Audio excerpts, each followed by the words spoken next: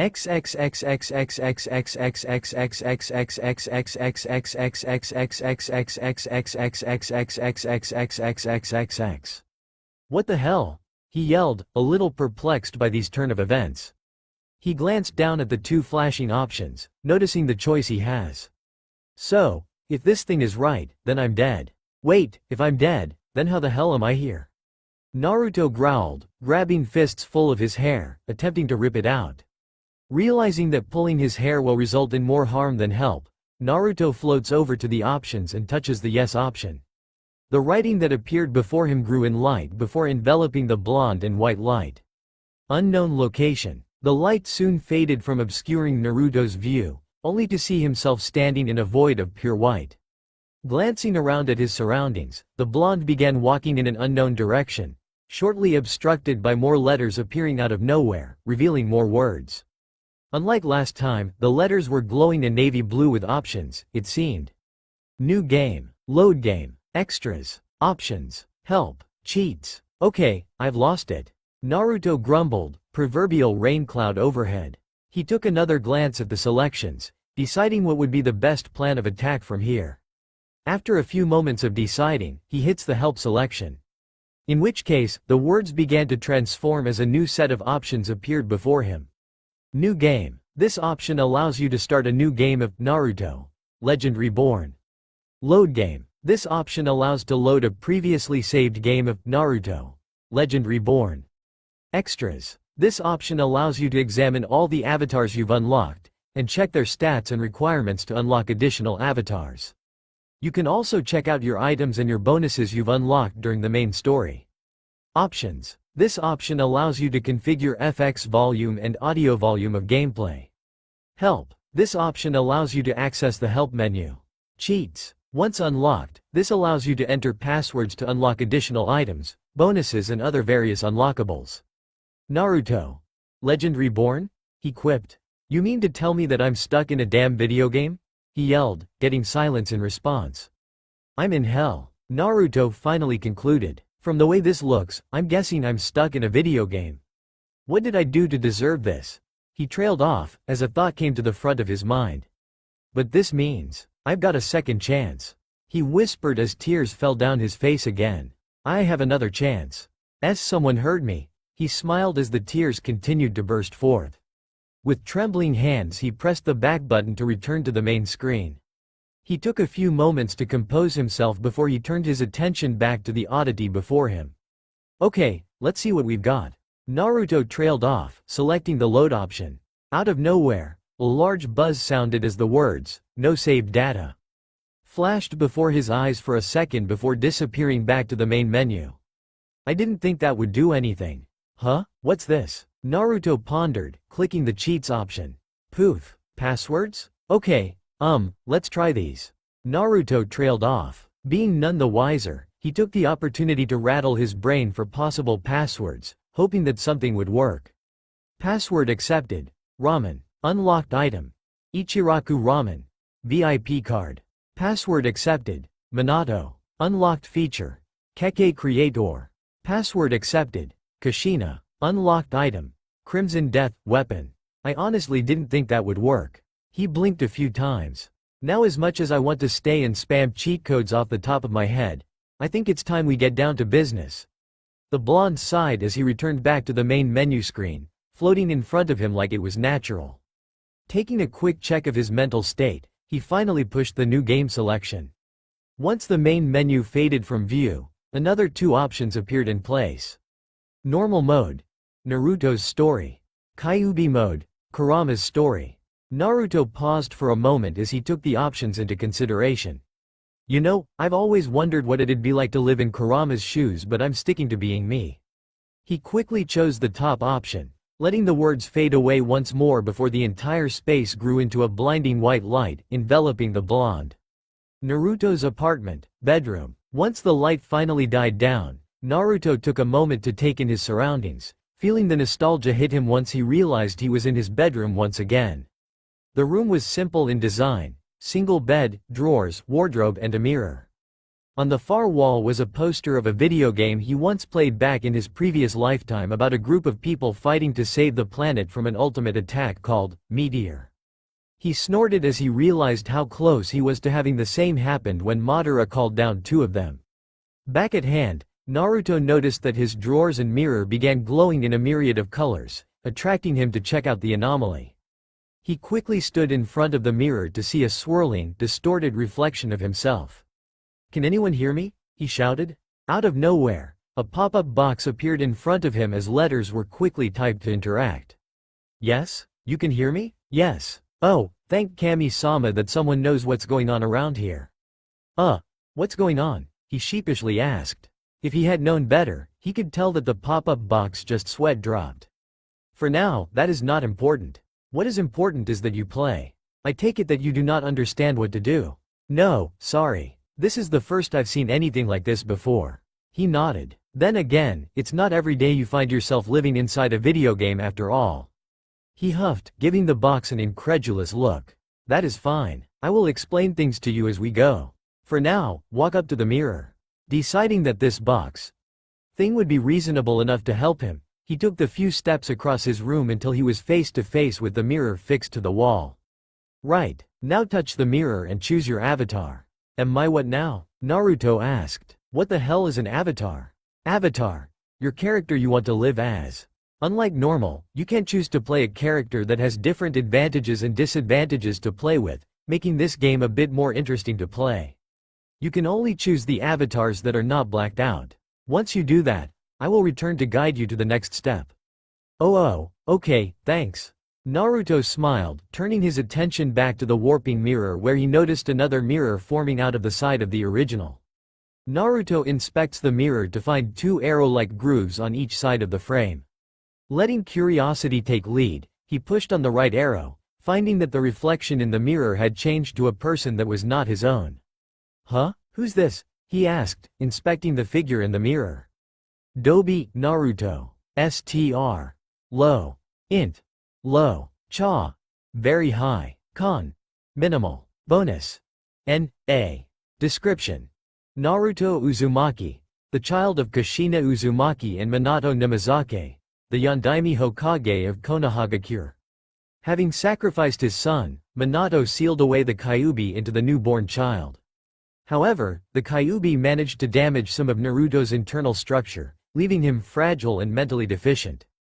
This avatar is, bluntly, the worst of them all. Don't choose this unless you want a challenge. Choose this avatar? Yes. No. He looks even more idiotic than I do." His sweat dropped. The figure staring back at him had a faraway look in his eyes as if he was seeing something in the distance or just not paying attention.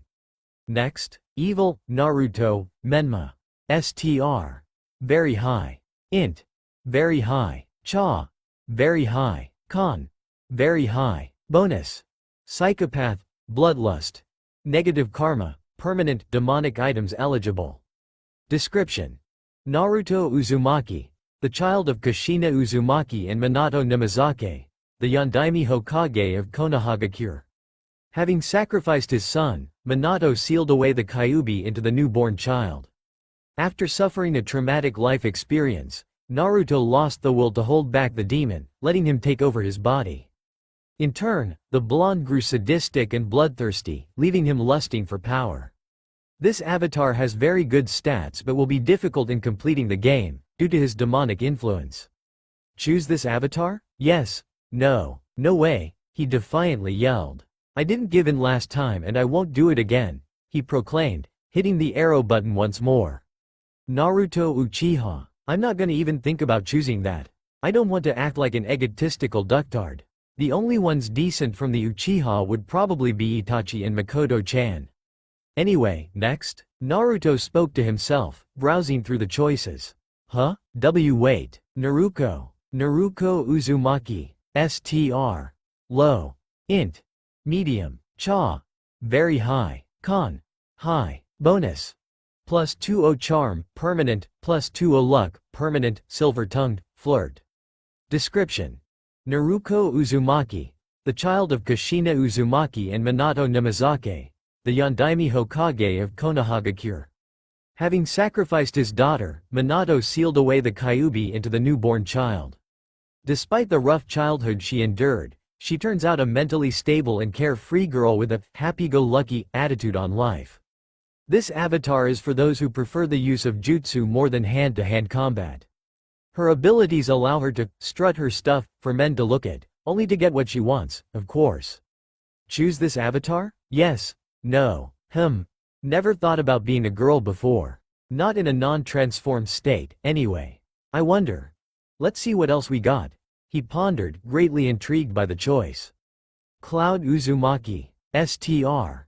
Extremely high. Int. High. Cha. N.A. Con. N.A. Bonus. +20 strength, permanent, +20 defense, permanent, fusion sword, permanent, materia converter, permanent, limit break, permanent. Description. Giving birth to a young child, Kushina Uzumaki and Minato Namikaze named the boy Cloud. Having the soul of a soldier embedded within him, he gained the past memories of his former life. Now, given a new life and a new challenge, he sets to take the shinobi world by storm. Unable to mold chakra, Cloud created a device to convert chakra into orbs of energy known as materia. Using the materia, it allows Cloud to use techniques similar to the shinobi, not forgetting his fusion sword and the damage it can do. His limit break ability allows you to slowly build your anger and unleash it in various ways. Choose this avatar? Yes. No. Oh, my. Kami-sama. This. Just. Let's move on. Naruto stammered. There are very few moments where Naruto would be caught speechless. The next choice was definitely one of them. Hanyu, Naruto Uzumaki. STR. Extremely high. Int. Low. Cha. Extremely high. Con. Very high. Bonus. +25 base stats, permanent, bloodlust, heightened fear, adamantine, demonic items eligible. Description. Naruto Uzumaki, the child of Kushina Uzumaki and Minato Namikaze, the Yondaime Hokage of Konohagakure. Having sacrificed his son, Minato sealed away the Kyuubi into the newborn child. Unlike popular belief, the Kyuubi wasn't as evil as everyone made out, especially when the Kyuubi was a she. Training Naruto under her tutelage, she had to do a special seal which transformed Naruto into a Hanyu, half demon, half human. His abilities places him in a sensitive place with the villagers. Having learned of his transformation, they mercilessly shun the boy, leaving him on the edge of his sanity. The choice you make throughout the story will decide which way he tips, for good or for bad. Choose this avatar? Yes. No. Wow, this looks appealing. Trained by the Kyuubi. That's awesome, Datbeo, he fist pumped. However, it was safe to say that this next choice would be the deciding factor. Hanyu, Naruto Uzumaki. STR. High. Int. High. Cha. Extremely high. Con. Perfect. Bonus. +25 base stats, permanent, +50 charm, permanent, +50 luck, permanent, silver-tongued, feral beauty, adamantine, demonic items eligible. Description. Naruto Uzumaki, the child of Kushina Uzumaki and Minato Namikaze, the Yondaime Hokage of Konohagakure. Having sacrificed his daughter, Minato sealed away the Kyuubi into the newborn child. Unlike popular belief, the Kyuubi wasn't as evil as everyone made out, especially when the Kyuubi was a she. Training Naruto under her tutelage, she had to do a special seal which transformed her into a Hanyu, half demon, half human. Her natural charm and feminine beauty leaves many girls in ire, jealous of her development. Men are completely under her will and will follow her without hesitation. Her combat abilities are nothing to scoff at, leaving her as the fourth best choice of avatars. Choose this avatar? Yes. No. So many choices. Which one do I pick? I think this is the end of all the ones I've unlocked, so let's see what else, he mused. Oh, he promptly spoke up before he came face to face with another likely choice he could make. Biju Tamer, Naruto Uzumaki. STR. Extremely high. Int. Medium high. Cha. Infinite. Con. Medium low. Bonus. +100 bonus base stats, permanent, +50 charm, permanent, +50 luck. Permanent, silver-tongued, feral beauty, adamantine, demonic items eligible, master Biju summoner, most wanted. Description: during the Night of the Biju, the night in which all 9 Biju stood together to fend off attacks of capture and be sealed away once more, the 5 current cages sacrificed their lives to enact the most intricate sealing method ever devised by human minds. Having recently becoming a father, Minato Namikaze offered his daughter, Naruko Uzumaki, as the jail for all 9 Biju. It should have been impossible to contain all that chakra, but the seal had summoned Kami herself to seal them away inside the newborn. It would be later on where she would soon traverse past the boundaries of human nature as she learned to harness the powers of the Biju inside her and become the new Rikudo Sennin. Note: this is the most powerful yet difficult character storyline, as it will push your skills to the limit and deal with the different personalities of the Biju themselves and prevent any of them taking control over your will. Also, the line between good and bad could not be any closer in this storyline and can tip either way from the actions of others, good or bad. Being the cause of the death of the 5 cages in the elemental nations, you will also need to learn how to survive when everyone is out for your head. Only those with strong will and a sharp mind for foresight should attempt this character. Choose this avatar? Yes. No. If I choose this option, what would happen to the storyline? The Akatsuki were hell-bent on obtaining the Biju. He trailed off before coming to a thought that put him on edge. Either they would all hound after me, or Madara would use his Sharingan and his power to rip them free from my body. He concluded, settling in silence. Would I be able to live with the fact that I would be the most hated person in the great nations, yet the most coveted? He asked himself. A boy with the Rinnegan and the power of the 9 Biju behind me, training me to become the next sage. He closed his eyes. For now, he sighed heavily. Let's see what else I can unlock. Naruto Uzumaki, Sensei. STR. High. Int. High. Cha. Very high. Con. Medium. Bonus. +10 intelligence, permanent, bookworm, fist fury, chakra adept. Description: unlike the normal Naruto, this alternative has higher intelligence from the original, leading him to become Jonin, an academy teacher in Konohagakure. Always willing to learn, he naturally picks up studies faster than most people. Requirements: pass academy on first try, positive karma. Haha, Iruka sensei would love to see that. He chuckled to himself as he scanned through some of the other choices. Tenchi, Naruto Uzumaki. STR. Very high. Int. High. Cha. Very high. Con. Perfect. Bonus. +3 base stats, permanent, angelic rebirth. 1 use, fight or flight, demon slayer. Excalibur, permanent, holy items eligible. Description: after a traumatic, near-death experience, Naruto finds favor in the eyes of Kami, who blesses him with her power, creating her champion. Entrusted with Excalibur, he swore to slay the demons which opposed him. Having the ability to fly, he is given the nickname of Tenchi, meaning angel. Also, blessed with an ability to return to life once he died, but can only be used once. Requirements: perfect positive karma, defeat Konan, defeat pain, 20,000 points at least. Wow, that's pretty awesome, he thought before his mouth thinned out. With how things happened last time, I'm really tempted to go for the Biju Tamer avatar and learn how to fully harness the powers of the Biju. Yet would I still remain strong like I did last time? He sighed. After a few more moments, his eyes shone with determination as he chose that option. Regardless of how hated I'll be, I will remain strong for my precious people, and I will show them that I'm Naruto Uzumaki. He grinned as a sphere of light enveloped him. The room shone from the anomaly in the room before the light began to die down. Well, Naruto Uzumaki now. She grinned as she took a look at herself and began to take in her new form. The pig-tailed, natural blonde hair, deep blue eyes and the whisker marks which makes her all the more attractive. She couldn't help herself as she ran her hands over her body and took in her figure with interest. Starting with running her hands through her silky hair, she traveled further down her body as her hands contorted to all her curves and bumps, resting for a little while on her impressive bust. Giving an experimental squeeze, she let out a small moan. I never really got the chance to take note of the female body, being as oblivious as I was. I wonder, she thought.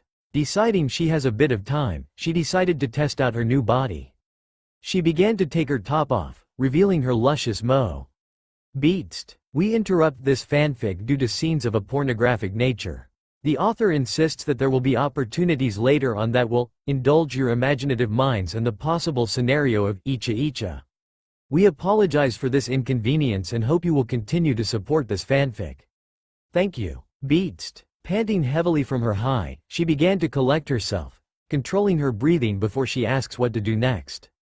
Wow, that was incredible. Now I've experienced that, it's time to get back on track. She nodded to herself. Taking 5 minutes to regain her senses, she looked up and began searching the room. Okay, I've chosen my avatar, what's next on the list? Naruto asked, zipping her jacket back up. The box flashed once to gain her attention before more words formed on the screen. Now that you've chosen your avatar, walk over to the drawers. You can now choose up to 4 items to equip for the first part of the story. Take note, you will not use these items until after you graduate from the academy, and you cannot change items until you have access to your birthright. Right, got it. She smiled. She quickly made her way over to the drawers and began to look through them, noticing that the items fitted perfectly the way they laid. So I can choose up to 4 items, nay? Let's see what each one can do. She beamed. Fusion sword, weapon, sword. Bonus. +3 base stats, limit break, plus 50% strength, plus 50% Kenjutsu experience when training. Lightning gauntlets, weapon, gauntlets. Bonus. Plus 50 strength, defense, speed. Lightning-based jutsu nulled, plus 50% speed. Jubi no Kamiryu, summon. Bonus. Plus 50 base stats. Crimson Death, weapon, sword. Bonus. Plus 75 base stats. Scorch Touch, Scorch style skill available. Plus 100% speed, sentimental value. Mother's Emblem. Triple experience. Ichiraku Ramen's VIP card. Bonus. Free ramen forever. Databane. That's weird, never said that before. She paused, rolling the word around her mouth a few times. Actually, can I switch my avatar? I don't need to have all the Biju inside me if I'm able to have the Jubi inside of me instead. She asked. Which avatar do you wish to choose instead? Can I go for the Hanyu, Naruto, please? She asked politely. She felt a weird buzz in her body before the sensation faded away. I really don't know if I could have dealt with 9 Biju trying their best to control my body. I'd be worse off than Gaara would be. She shook her head, a little disappointed with herself for not going through with her first choice. Do not think so low of yourself. It was purely for those who were confident to play that storyline, and no one will think any lower of you. Wow, thank you. That really does mean a lot to me. She smiled. For the items, I'll choose both swords, the card, and I'll choose to have the Jubi no Kamiryu sealed inside of me, along with Kurama. She nodded as she finished her choices. You are welcome. You have also unlocked the Kekkei Creator. If you wish, you can create a bloodline and develop it during the story. It can be a style, a doujutsu, or a physical trait. It is up to you. Simply pick up the scroll from the desk and imagine what you want from it. You will not access this until after you meet the Kyuubi for the first time. Okay, she nodded, quickly grabbing the scroll before plopping herself back on the bed. Well, I know that there are 3 main dojutsus in the world: Byakugan, Sharingan, and Rinnegan. Naruto speculated as she took the time to think through her ideas. Byakugan is able to visualize a person's chakra paths and having a near 360-degree vision. Sharingan copies jutsu and recognizes the molding of the chakra used for them along some other perks, and the Rinnegan is the eyes of the Sage of 6 Paths, Madara and Nagato. She paused before she began scribbling a design on the scroll. What if I could make an advanced version of the Sharingan which would allow me to copy bloodlines and dojutsus? Granted, it may make me overpowered, but with everyone I know I'll be going up against, Akatsuki, Orochimaru, Madara, Obito, Kagaya, Iwa, and whoever else wants me dead more than alive. I know that I'll need all the help I could get while I can. Naruto nodded to herself as she began inputting the details.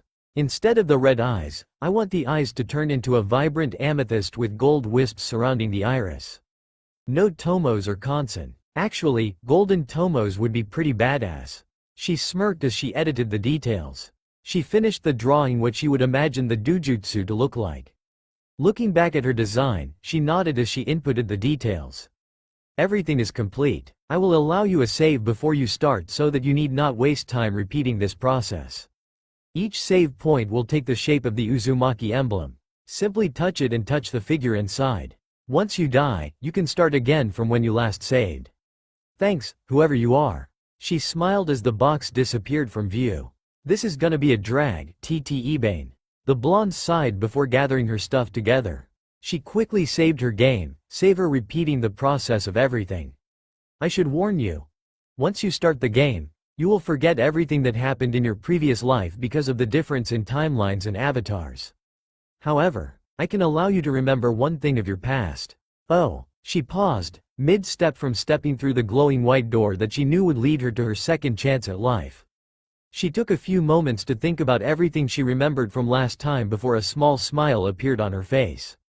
It's not so much a memory I want to remember. I want to ask if I could watch everything that would happen to me when my parents seals the Kyuubi away inside of me. She smiled as a tear fell down her cheek. I can allow that request. You wish to forget everything that happened once before? Yeah, it'll give me a fresh start on life without having to remember the pain I felt on that day. I never want to experience that again. She nodded slowly. I've already prepared myself for the oncoming storm, which is my life, without having to worry about making the same mistakes. She confessed, allowing her emotions to wash over her before she settled into a peaceful state. Very well. Once you are ready, step through the door. Good luck, Naruto. I will not be available until you access your apartment, but I will be there to help you should you need it. She nodded gratefully before the box faded from view. Once she steadied herself with deep breaths, she took the step through the door and her new life began. Here we go, Databane. Unknown location, October 10th. In an underground cave, 4 people occupied the room, while one of them laid back on a platform table in the middle of the room. The woman had long red hair that fell down to her waist, accompanied by her vibrant, purple eyes. Currently dressed in a loose-fitting cream gown, covered by an olive shawl, loose enough for her to move around in and comfortable and light to wear. She was now gripping a hand in a deathlock due to the pain she was in at the moment. Minato, you did this to me. The woman cried once more as she bore through the agonizing pains of childbirth. Come on, Kushi-chan, you're doing great. I can't even feel my hand anymore. The identified Minato replied, earning a slight chuckle from the woman, Kushina. Minato was a contrast to the screaming redhead, natural blonde, unkempt spiky hair, deep blue eyes and an aura of authority. Nothing less of the Yondaime Hokage. He was wearing his Jonin setup, a long-sleeved blue mesh shirt, matching tracksuits that reached 3/4 of the way down his legs before it seamlessly changed into white wrappings that held them in place. He had foregone his vest and decided to just wear his trademark white cloak with red flames nicking the bottom of the material. Down the spine of his back laid the word, Yondaime, written in kanji. Ah, Minato Namikze.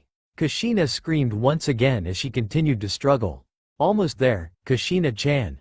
I can see the head now, one of the other figures spoke up, carefully guiding the labor along. The one who spoke had blonde hair, tied into 2 tails that draped behind her back, brown eyes that screamed power and an impressive bust. She was wearing a shawl similar to Kushina, but she had wrapping underneath, securing her assets in place, with a pair of blue, 3/4 length tracksuit. It was an agonizing labor as the time now drove into the 2-hour mark. If it was any other day then this wouldn't be that much of a deal, but today was the day that everything would go downhill. Time skip. The past 4 hours have exhausted the entire village of Konohagakure.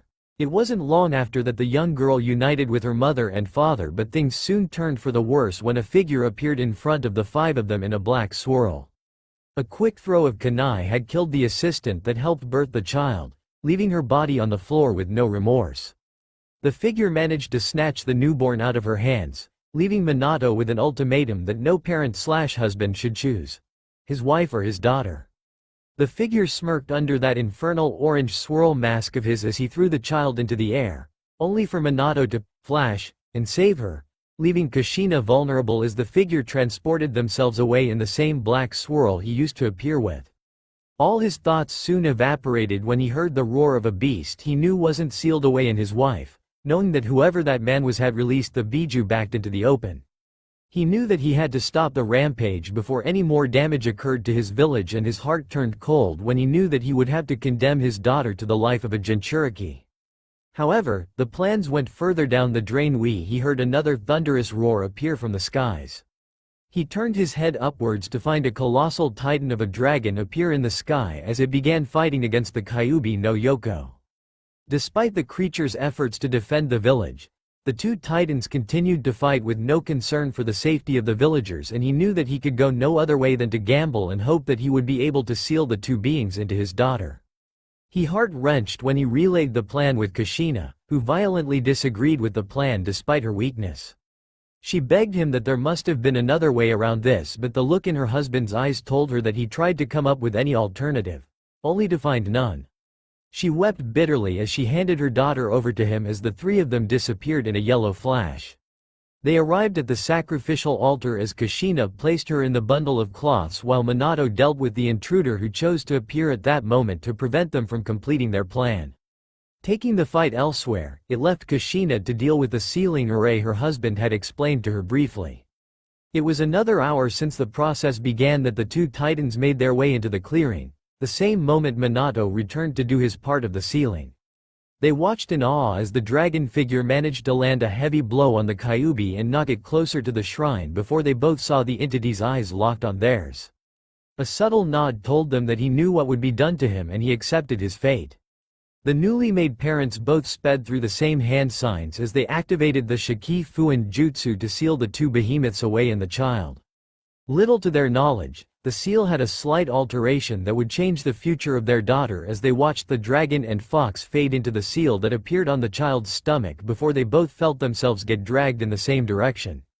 What the two also didn't realize was that Naruto was watching everything from an outer body perspective, shocked, to say the least. Unlike last time, she now knew the truth of her parents and remained speechless as she knew that this was different to last time as she realized that it must have been because of one of her item choices. Just as the two parents felt themselves being sealed away in their daughter, the two could have sworn they heard a voice coming from their child. Ka-san, Tu-san. I couldn't have asked for better parents. Thank you for everything and I will make you both proud of me. It would be another half hour when anyone would stumble across the sight of a crying child on her own at an altar. The elderly figure that appeared came across the sight of the young babe crying for comfort before two younger figures flanked him either side. The first figure brought a smile to the onlooking blonde as she could easily recognize her, Jii-san, from anywhere. The only time she ever saw him in his shinobi battle outfit when she saw him lying on a table at the morgue, having sacrificed himself from the same sealing technique her parents had just used but on his traitorous ex-pupil, Orochimaru. She couldn't believe she was watching the same person with a head full of brown spiked hair, the gray hairs only beginning to show through while keeping the rest of his naturally brown hair. The second figure she recognized as her Ba-chan, but she knew now that she was also the one responsible for bringing her into the world. The twin blonde pigtails, large bust and the unmistakable diamond-shaped tattoo on her forehead could only mean that this was Tsunade Senju, one of the three legendary Sennin. Lastly, the final figure was truly a sight for sore eyes as she saw her perverted godfather alive once more, Jiraiya. Still dressed in the ridiculous get-up that he usually wore, she noticed that he looked weird as a younger person. Probably because she always took to seeing him as an old man, she thought to herself. So this is Naruto-chan, Sarutobi asked as the three made their way over to the altar she rested on. With a gentle smile, he slowly picked her up into his arms and bobbed her up and down. Slowly, the crying lessened before it stopped altogether. Naruto smiled at him as she reached up to him, grabbing hold of one of his fingers. Tsunade and Jiraiya flanked the former Hokage as they watched in fascination the interaction between man and child. Looks so much like her parents. Tsunade smiled also, taking a good look at the whisker marks that defined her face. I only hope that she'll be strong enough to face whatever life throws at her. Kami only knows she'll need it. She sighed tiredly. Yet it begs the question about what happened to Minato-kun and Kushina-chan. She wondered briefly as Jiraiya took to examining the seal that surrounded the altar. No kidding, the Toad Sage deadpanned, daughter to two of the most world-renowned figures, both having enemies in both Iwa and Kumo, Jinchuriki to the Kyuubi no Kitsune and with no family to look after her. He explained. Before you have a go at me, I can't stay and look after her. As much as I'd like to, I still need to keep the network going. He trailed off as he discovered an irregularity in the sealing process. Sensei, he yelled, startling the other three figures. You're not gonna believe what I'm seeing here. What is it, Jiraiya-kun? Hiruzen asked his student, concerned for the tone of shock in his voice.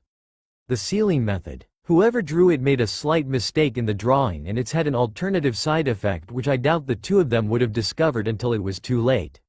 He began explaining as he pointed to the anomaly. Normally, the Gaki would have given up his soul to the Shinigami for activating this jutsu in sealing the Kyuubi into her. However, this seal changed it so that everyone and everything with a pulse in a certain area of the place would be instantly sealed away inside Naruto.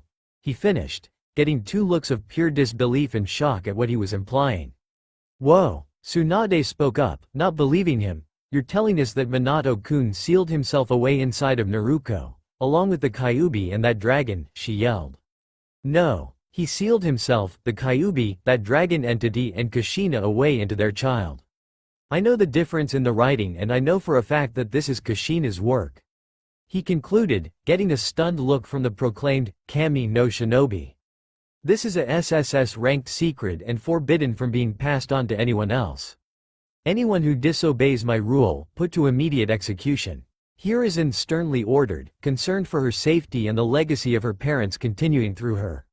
For now, we must return to the damn council meeting for me to take back my old position as Hokage. He sighed, hoping he didn't have to. The four of them shined away from the altar as they prepared for the meeting that they knew would be more trouble than it was worth. Just before the four of them left the clearing, Naruto could feel the mental tug as she drew closer to her body. Guess it's time. Here goes, she thought before her soul entered the young body. Time skip. Council chambers. What? The demon lives. We must kill the child before it strikes back. We cannot let it control her or it will devour us all. Silence. Hiruzen yelled, blasting enough ki to send the civilian council unconscious from the thousand ways of their deaths flashing through their eyes. Now, considering I do not need to waste my words on deaf ears, I would like to inform the Shinobi Council that Minato Namikaze and Kushina Uzumaki have both died during the sealing of the Kyuubi. He spoke, earning gasps from the figureheads there, apart from one Fugaku Uchiha, who didn't seem fazed by the news. Jiraiya and Tsunade, both hidden, nodded to one another as they knew that it was simply a cover story. Hokage-sama, can I ask who the child is? The Inuzuka matriarch, Sume, asked solemnly. She sat there in her full shinobi gear with her companion, Kuromaru, sitting at her side. Her brown hair was unkempt and spiked, yet it didn't detract from her feral charms. Her Jonin vest remained unzipped to prevent discomfort from trapping her assets. She wore a black long-sleeved mesh shirt underneath the vest and matching tracksuits to match. The child is Naruto Uzumaki Namikaze, Hiruzen replied. At that moment, silence filled the room in light of the revelation they just heard. Minato-kun had a child? Sume asked incredulously as her face turned to one of unbridled happiness. Her clan and Minato had always gotten along, to the point that the Inuzukas swore allegiance to any of his relatives or offspring. To have discovered that a young girl survived the ordeal of becoming a Jinchuriki and still lived, it was nothing short of a miracle as tears softly fell from her eyes. So damn troublesome, Shukaku drearily replied. He may have sounded apathetic, but everyone there knew that he was greatly concerned for this child. Like the Inuzukas, the Naris gladly sated Minato's interest in their clan and their natural affiliation with the deers at their compound. He also knew that if he supported the child, his teammates Choza and Inoichi would back him up in his endeavors. He had a child with Kushina Uzumaki. She had not long given birth to Naruto before sacrificing herself, along with Minato-kun, to prevent the Kyuubi from causing more damage than necessary to the village. Now, what I've said here is an sulfur monosulfide class secret, about Naruto's heritage. The matter of the Kyuubi is an S-class secret, both punishable by death. He explained, leaking his ki to affirm his opinion on the matter. Now, I have a request to ask of all of you. Hi, Hokage-sama? The clan heads replied in unison. I want you all to keep an eye out for the girl. With rumors spreading around the village about the jailer of the Kyuubi, People will seek her out and try to kill her. Please honor Minato-kun's last wish. Please see the girl, not as the demon, not the Jinchuriki, but as the hero of the village that's keeping the Kyuubi safe for us." He solemnly sighed, rubbing the bridge of his nose as he knew things will only get harder from here on out. Why waste our time with a trivial matter such as this? I say we let the girl fend for herself and wash our hands of her. She will prove a pain for us later on. Fugaku spitefully spoke, not happy at such a statement. With that said, he stood up and proceeded to leave the chambers, leaving 6 stunned council heads and a very annoyed Hokage. "I take it you heard all that?" Hiruzen spoke to no one in particular. Out of the corners of the room, nearest the Hokage, 2 figures materialize into view, holding a baby in their arms. Everyone gasped at the sight. 2 of the 3 legendary Sennin was standing before them, Jiraiya and Tsunade. "Yeah, just to say, I'm not impressed, sensei." Tsunade spat. "I gotta agree. This village is too corrupt to purify, in my opinion. I'm just worried about the girl." Jiraiya finished, carefully cradling Naruto in his arms. Unlike most babies of their age, Naruto was happily smiling up at the toad sage, blue eyes twinkling with joy. Jiraiya carefully walked towards the middle of the room to show the shinobi council the discussed child. "I don't get it, how could they say that such a beautiful girl could be a demon?" Sume softly raged, maintaining her gentleness as she stroked the whiskers on the girl's cheeks, earning a giggle that melted a few hearts. "My thoughts exactly, Sume-san. Hokage-sama, I will do my best to look out for the child." Hiyashi bowed before proceeding over to the girl to inspect. Once he arrived, she lifted her hand to him to shake. A confused look in his eyes, his facial features softened as Hiyashi took the gesture with a smile and let the girl grab his index finger. "There is hope for the child yet, Minato, Kushina. I pray that she'll be strong enough to make it through everything that'll come her way and become a fantastic kunoichi like her mother. I hope I'm making the right choices." Hiruzen thought to himself, hoping that the 2 people could hear him. Time skip. 6 years. There was a solemn and tiring atmosphere lofting above the village of Konohagakure as the downpour of rain had closed all the shops and businesses for the day, despite being around 6 in the evening. Everyone had retreated to their homes and spent some time with their loved ones. During the past 6 years since the assault of the Kyuubi no Yoko, and what the people began calling the Kamiryu, many things have changed within the village of Konoha since the attack. Thankfully, the Yondaimi's efforts had reduced the damage intake that could have been caused, and it wasn't long before the villagers pitched together with the shinobi forces to rebuild their home. Businesses and trades picked up once again around 4 years ago since none of the traders would visit, due to the nature of the attack. Despite that, everyone was beginning to finally moving on with their lives and trying their best to let what happened go. Well, not quite. The past 6 years have been especially cruel to Naruto. The people still held their prejudice towards her for being the Jinchuriki of the Kyuubi and made her life a living hell. Since the news spread that Naruto was the Jinchuriki to the Kyuubi that attacked their village, everyone immediately associated themselves to the thought process that she was the fox reincarnated. To this end, she was publicly scorned and treated worse than human. She was constantly hunted after, beaten, sabotaged, betrayed and ignored any base rights of living. They blamed her for the deaths of friends, family and lovers, and they wanted to enact their revenge by killing her and ending the terror for good. She didn't understand why everyone hated her and didn't know why they were so adamant about making her life a living hell. Half of them were only kids at the time and only the older generation could fully remember the event. She wasn't the kind of person to hold grudges, much. The first 4 years of her life proved somewhat better as she had a roof over her head, even if the people she lived with avoided her. However, all that changed a little over a year ago when she was forcefully kicked out of the orphanage to the streets. Her hair was messy, unclean and full of dirt that darkened the natural blonde in her hair, covering her shadowed blue eyes. The rain seemed the only source of water that would willingly wash the dirt that was on this innocent little girl as she watched, in fascination and sadness, the rain clear her blonde hair and body from the grime that collected together over the past year or so. The only piece of clothing she wore was a cloth she found on one of her scavenges, long enough to protect her lower decency, leaving the rest of her body exposed to the world. "Why does everyone hate me so much?" she thought to herself, curling her knees up to her chest and clenched her eyes shut when she heard footsteps closing in on her. Whenever she heard footsteps, she knew she would always get beaten afterwards, so she defended herself by making herself as invisible as she could. After a few minutes, Naruto found the courage to look up, only to find a familiar figure standing in front of the girl. It was the only person she had met who didn't treat her like the rest of the villagers did and treated her like the little girl she is. "Naruko-chan? What are you doing all the way out here?" "Kicked out," Naruko shyly replied. She knew she could trust the elderly figure in front of her, but she couldn't kick the natural instincts that would kick in when she was around people. Over the years, her personality became somewhat introverted as she wouldn't speak to many people and wouldn't say much to anyone, even those who looked out for her, the very rare occasions. Even then, it was rare to hear full sentences from her mouth. She looked up to just catch the scowl that was just on his face. "Naruko, how long have you been living like this?"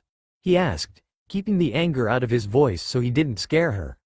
"Year or so," she replied after a short pause. The elder Sarutobi's heart turned cold when she gave her response, as he didn't know she was living in a terrible state for so long without him knowing. "I can't believe it. What has the orphanage been doing with the money all this time? I think I'll need to make a few stops to sort this problem out, but for now, she looks severely malnourished." Hiruzen thought to himself, trying desperately to not let his anger appear on his face. "Naruko-chan, please come with me," he offered, holding out his hand for her to take. A gentle smile crossed her face, grabbing his hand to lift her up into his arms as he carried the little girl. The two of them were talking to one another whilst he made his way to a place her parents often frequented. Well, he tried to converse with her, but she wouldn't speak much to him. He scowled at how introverted she had become thanks to the villagers' treatment towards her. Along the way, Hiruzen asked her about how she was living and what she has done for the past year since leaving the orphanage.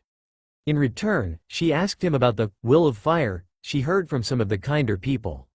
Hiruzen couldn't help but smile at the request as he explained his sensei's teaching. The two figures approached the stand and made their way to the counter, taking their seats.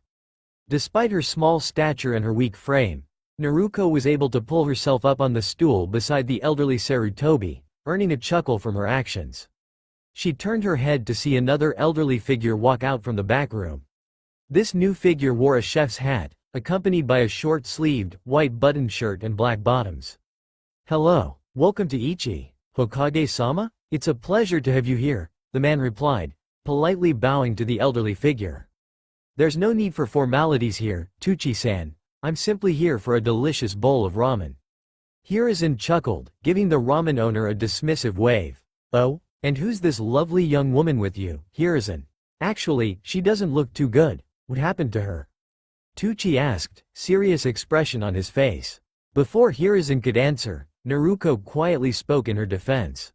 "Kicked out. No food in over a week."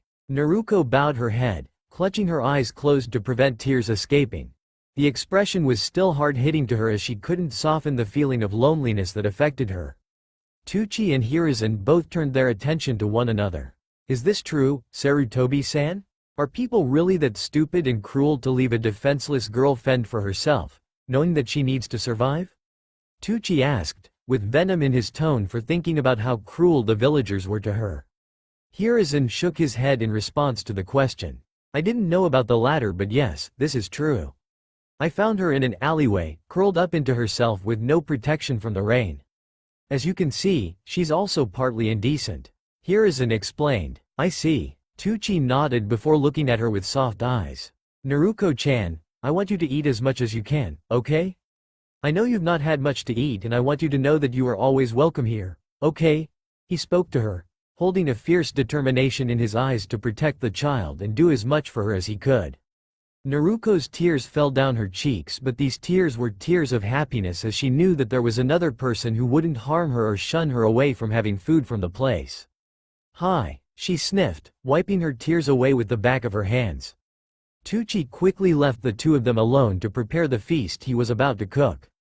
"Naruko-chan, I want to ask you a question and be honest with me." "Hi, Gigi," she replied, making the Hokage smile softly at her affectionate nickname for him. "If you could choose, would you rather return to the orphanage or would you like to have a place of your own to live in?" he asked her softly. He waited patiently for her to reply as she hugged herself harder into her knees.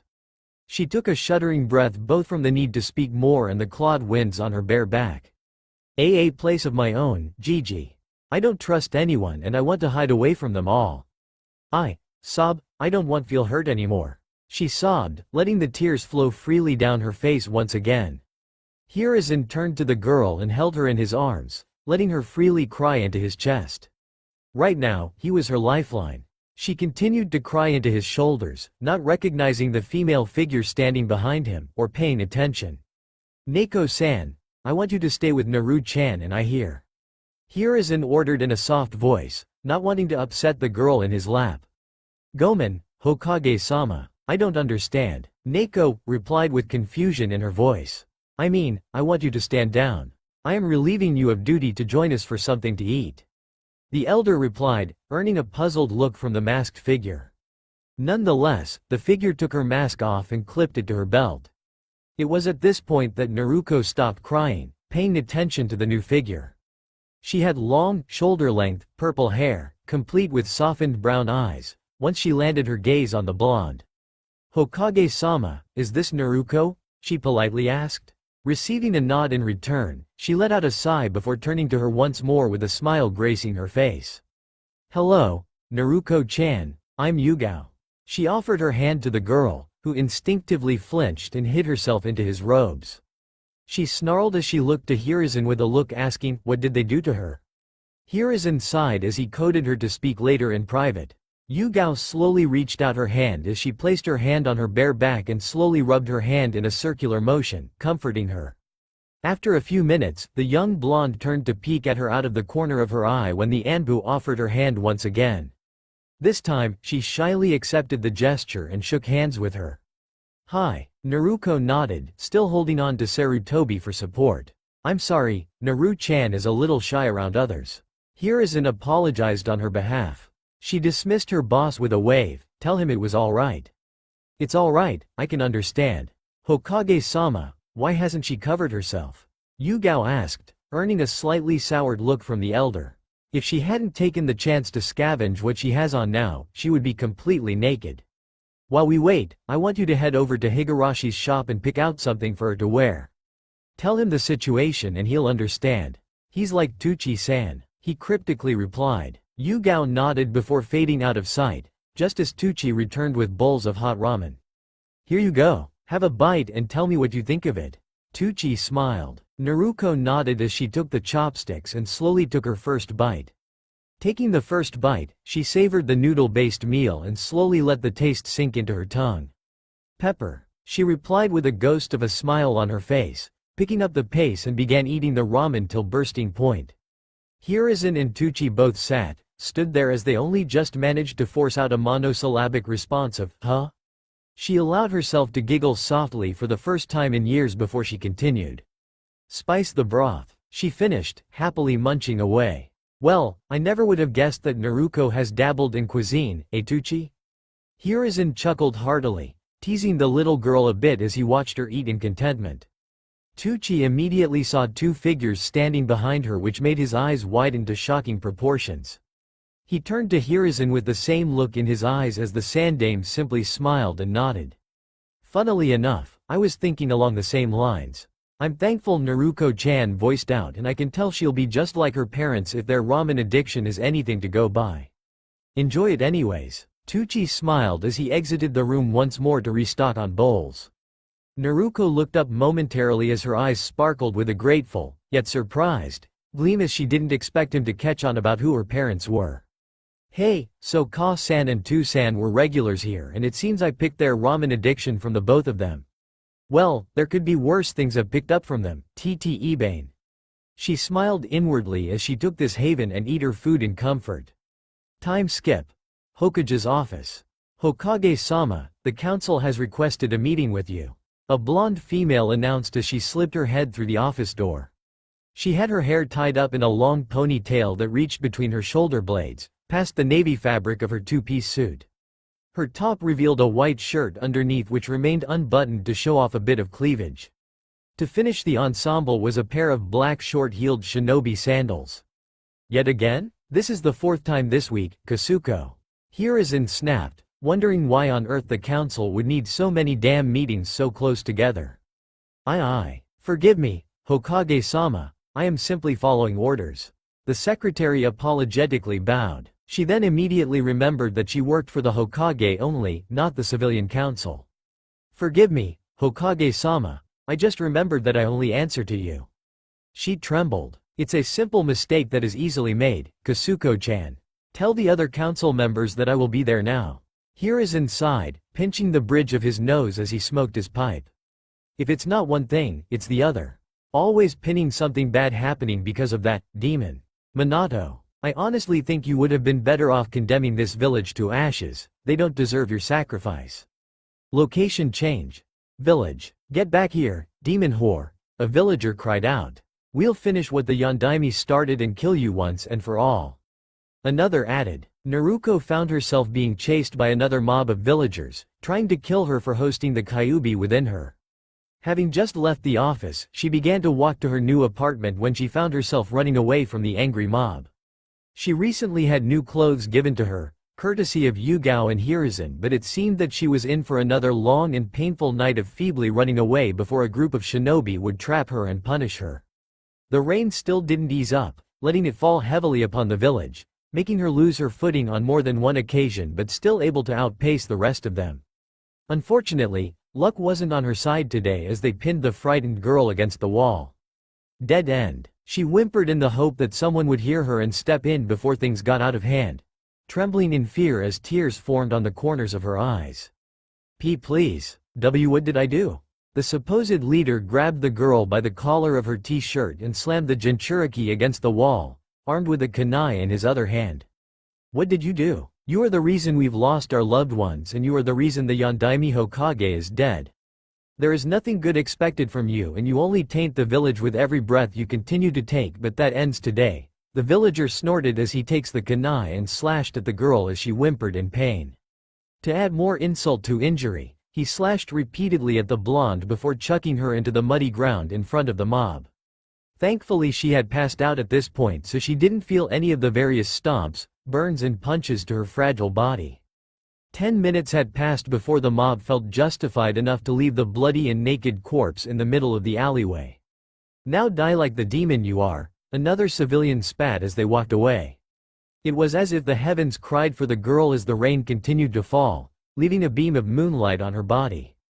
Out of nowhere, an Anbu appeared on the scene and stared at the body, examining the damage she had suffered.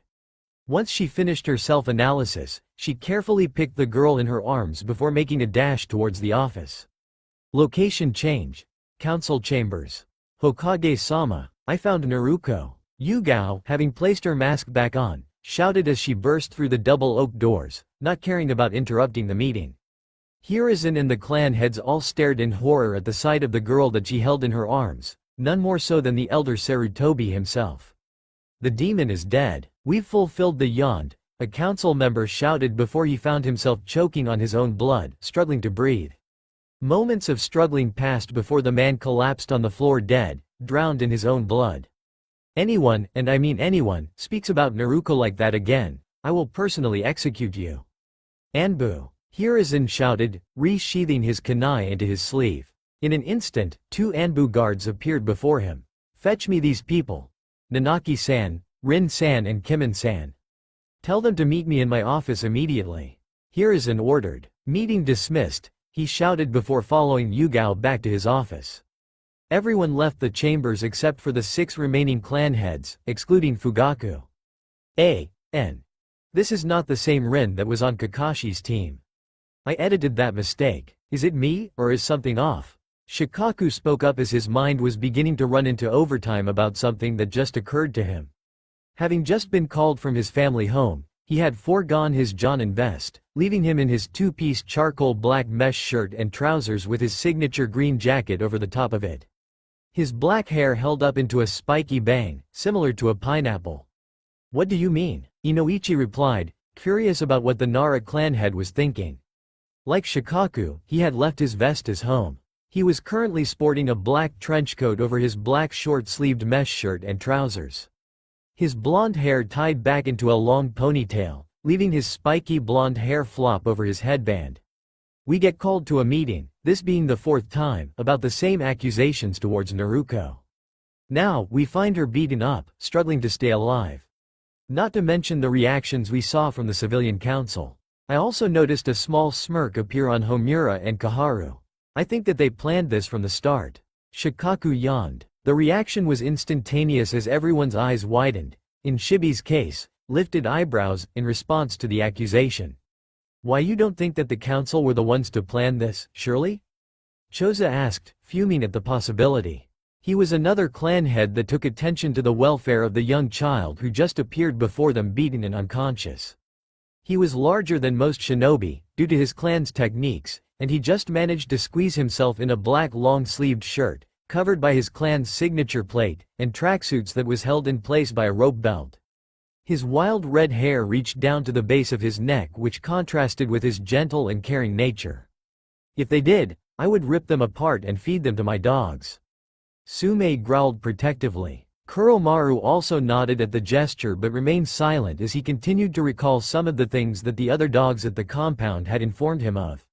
It is possible, but we cannot pin the attempt on them without any evidence, you realize. Hiyashi calmly spoke, slightly irked at the fact. He wore a simple, yet expensive navy blue kimono that wrapped around his frame nicely. The most evident features to him was his long untied black hair and his pale eyes, the Byakugan. It was taking everything to stay stoic as normal as he wanted to lash out at the villagers for their stupidity for their abuse towards his best friend's daughter. You're right, this is really troublesome, Shikaku responded, rising to his feet before leaving the room. The rest soon followed with one thought in their collective minds. Naruto. Unknown location. Naruto opens her eyes to find herself laying on the floor in a dull and dark setting. The dark gray walls lined with low lights, leaking pipes that sprawl into the darkness.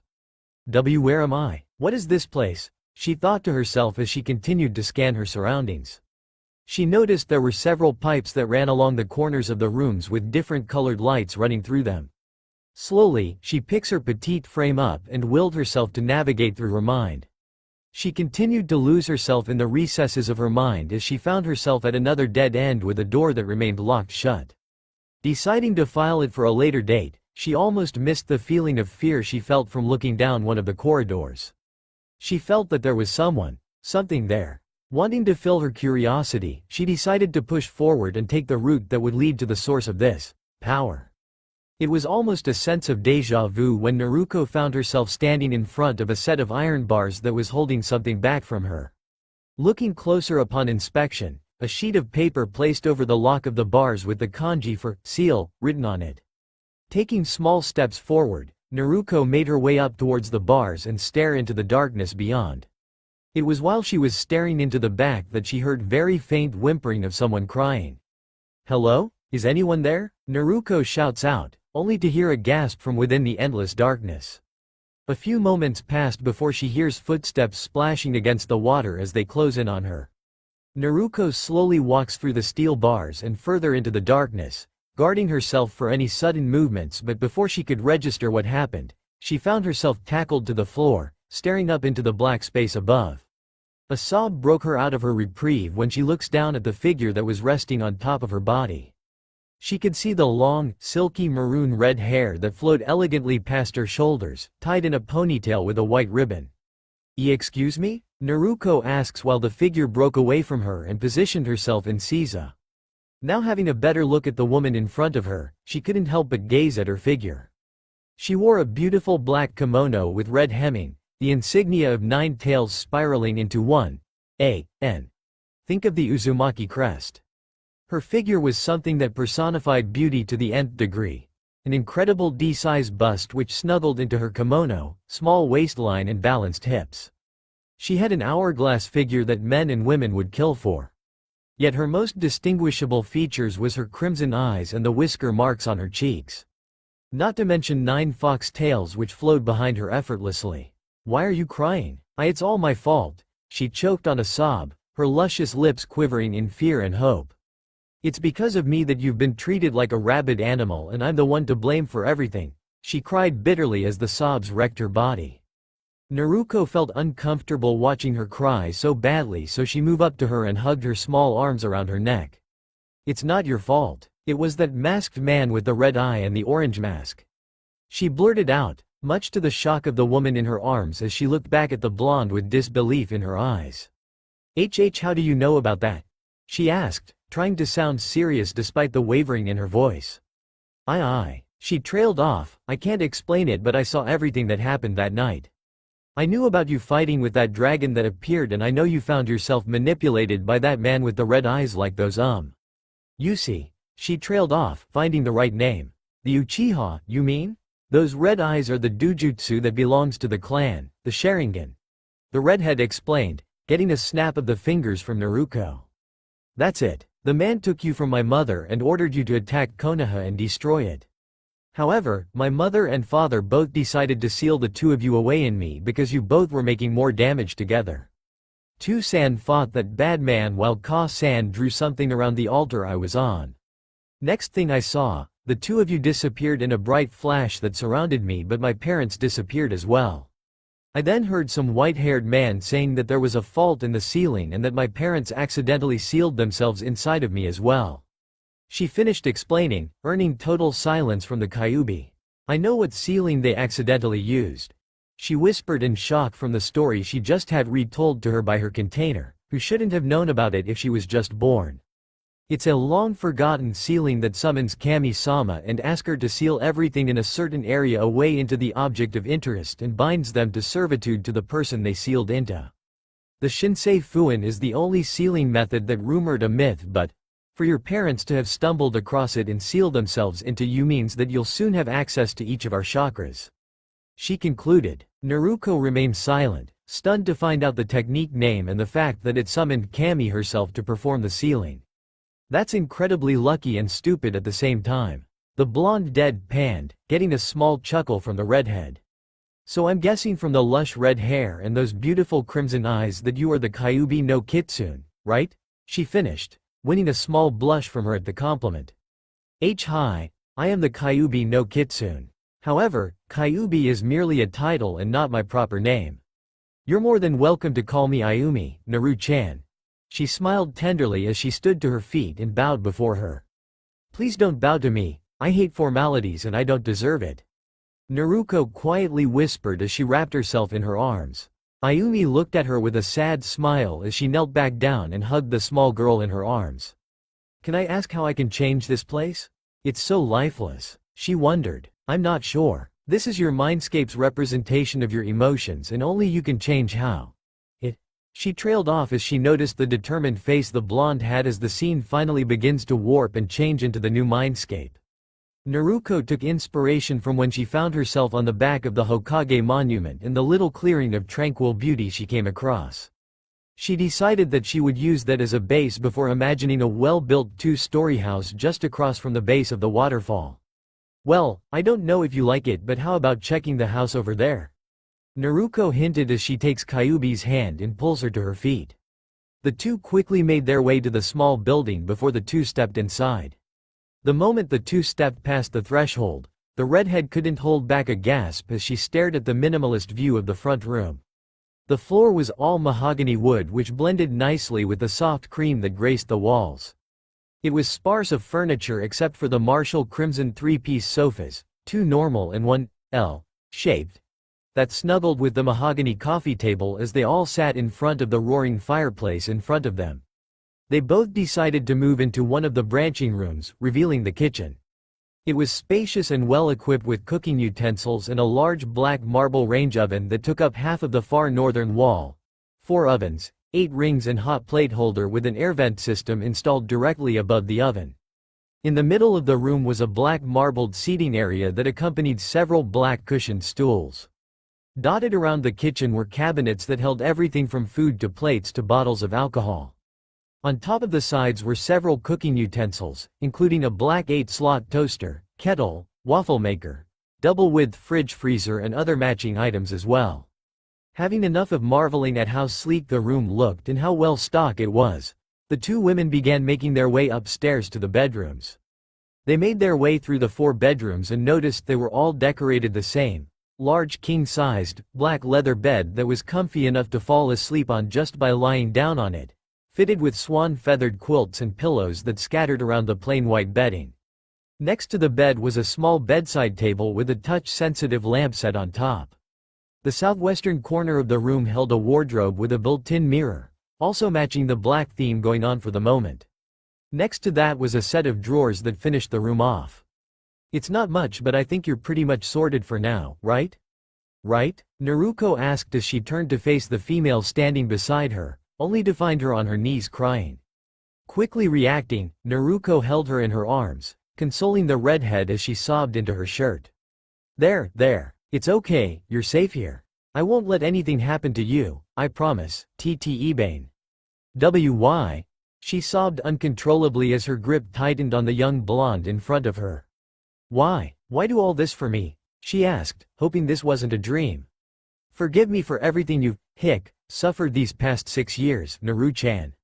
I never would have placed, you in this life if it wasn't for losing control and letting myself be controlled by that cursed Sharingan." She apologized wholeheartedly as she buried her face in the crook of the blonde's neck. "If there's anything I can do for you, please let me know and I will do everything I can to help you," she offered, getting a soft smile from the girl she was holding. "I don't blame you for what happened, I never had. You are as innocent in all this as I am and I won't let anyone harm you, Ayumi-chan. You're one of the few people who have, ever been nice to me and, I don't want you to leave me." She sobbed uncontrollably as she felt vulnerable with her emotions.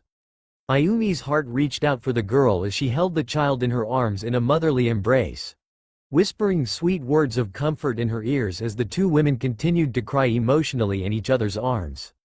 "You're not alone anymore, my sweet Naru-chan. I will always be with you and I will never let anyone harm you anymore. Tell me, would you like to follow your parents' footsteps and become a kunoichi more famous than your mother?" she softly asked, feeling the nodding girl in her bosom. She allowed herself a small giggle as she strummed her fingers through the young child's hair. "I thought you might. I will begin training you the day after tomorrow and I will make sure you can defend yourself from the rest of the villagers. I'll turn you into a prodigy of your generation by the time I'm done with you," she gently whispered as she felt her falling asleep in her bosom. Taking care not to disturb her, she moved quietly to the king-sized bed and softly collapsed backwards to give Naruko a safe place to sleep without worrying about anything. As she laid there with the sleeping child in her arms, she couldn't help the smile that graced her beautiful face as she ran her fingers through her long blonde hair as she slept. She already knew that she would hold a dear part of her heart and she would keep on her promise to Naruko that she will be the best kunoichi since her parents. The fact that she had so easily forgiven her for the hell she inadvertently put her through, she knew she would do anything for her. "Naruko-chan, you are, undoubtedly, the best container I could ever ask for. Thank you for giving me a second chance," she thought before sleep claimed her. Location change. Hokage's office. Slowly coming around, Naruko's eyes fluttered themselves open, only to find that she was lying on the couch in her Gigi's office. She turned her head to find the man in question sitting on a chair next to her. "Gigi." Hiruzen looked at the blonde before he let out a soft but hearty chuckle as a release mechanism for the stress he was feeling. "Naruko-chan, I'm just sorry that I couldn't get to you to save you from the villagers. The council held another meeting today and I had to call it off because of Yugao finding you beaten. She burst through the doors with you in her arms, telling me what happened. I managed to get some doctors to heal you the best they could. Don't worry, they're rather fond of you and did everything they could to make sure you were alright." Hiruzen explained. Naruko nodded as a small smile appeared on her face. "Can you thank Neko-chan and the nurses when you see them next, please?" she asked, getting a soft smile and nod from the Hokage. "Have you had meetings for the past 4 days, Gigi?" Naruko asked, Hiruzen helping her sit up to speak. He softly nodded in the affirmative. "I thought so. Got chased and I couldn't get away this time," she admitted. "Why are you telling me this, now? Anbu, fetch me Shikaku Nara immediately." Hiruzen yelled as he caught on slowly to what she was insinuating. In a blur of speed, 2 masked Anbu members appeared in a kneeling position before they nodded. "Hi, Hokage-sama," 2 Anbu guards replied before disappearing once more. "Now, would you mind telling me why you've asked such a question?" Sarutobi asked. All familiarity dropped from his face. "Gigi, I do not trust anyone except for you, Neko-chan and Ayumi-chan. Naruko replied, also dropping familiarity from her face. For Hiruzen, it was slightly unnerving to see such a girl act so serious. He briefly wondered who this Ayumi person was, but he would dismiss it for now as he gave a wave of his hand, dismissing the other guards that stood in the room, leaving only the two of them. It took a total of 3 minutes before the door knocked a couple of times. Now, I believe that Shikaku is waiting for us. Is there anything you want to add before this meeting? He asked her, trying not to scare her.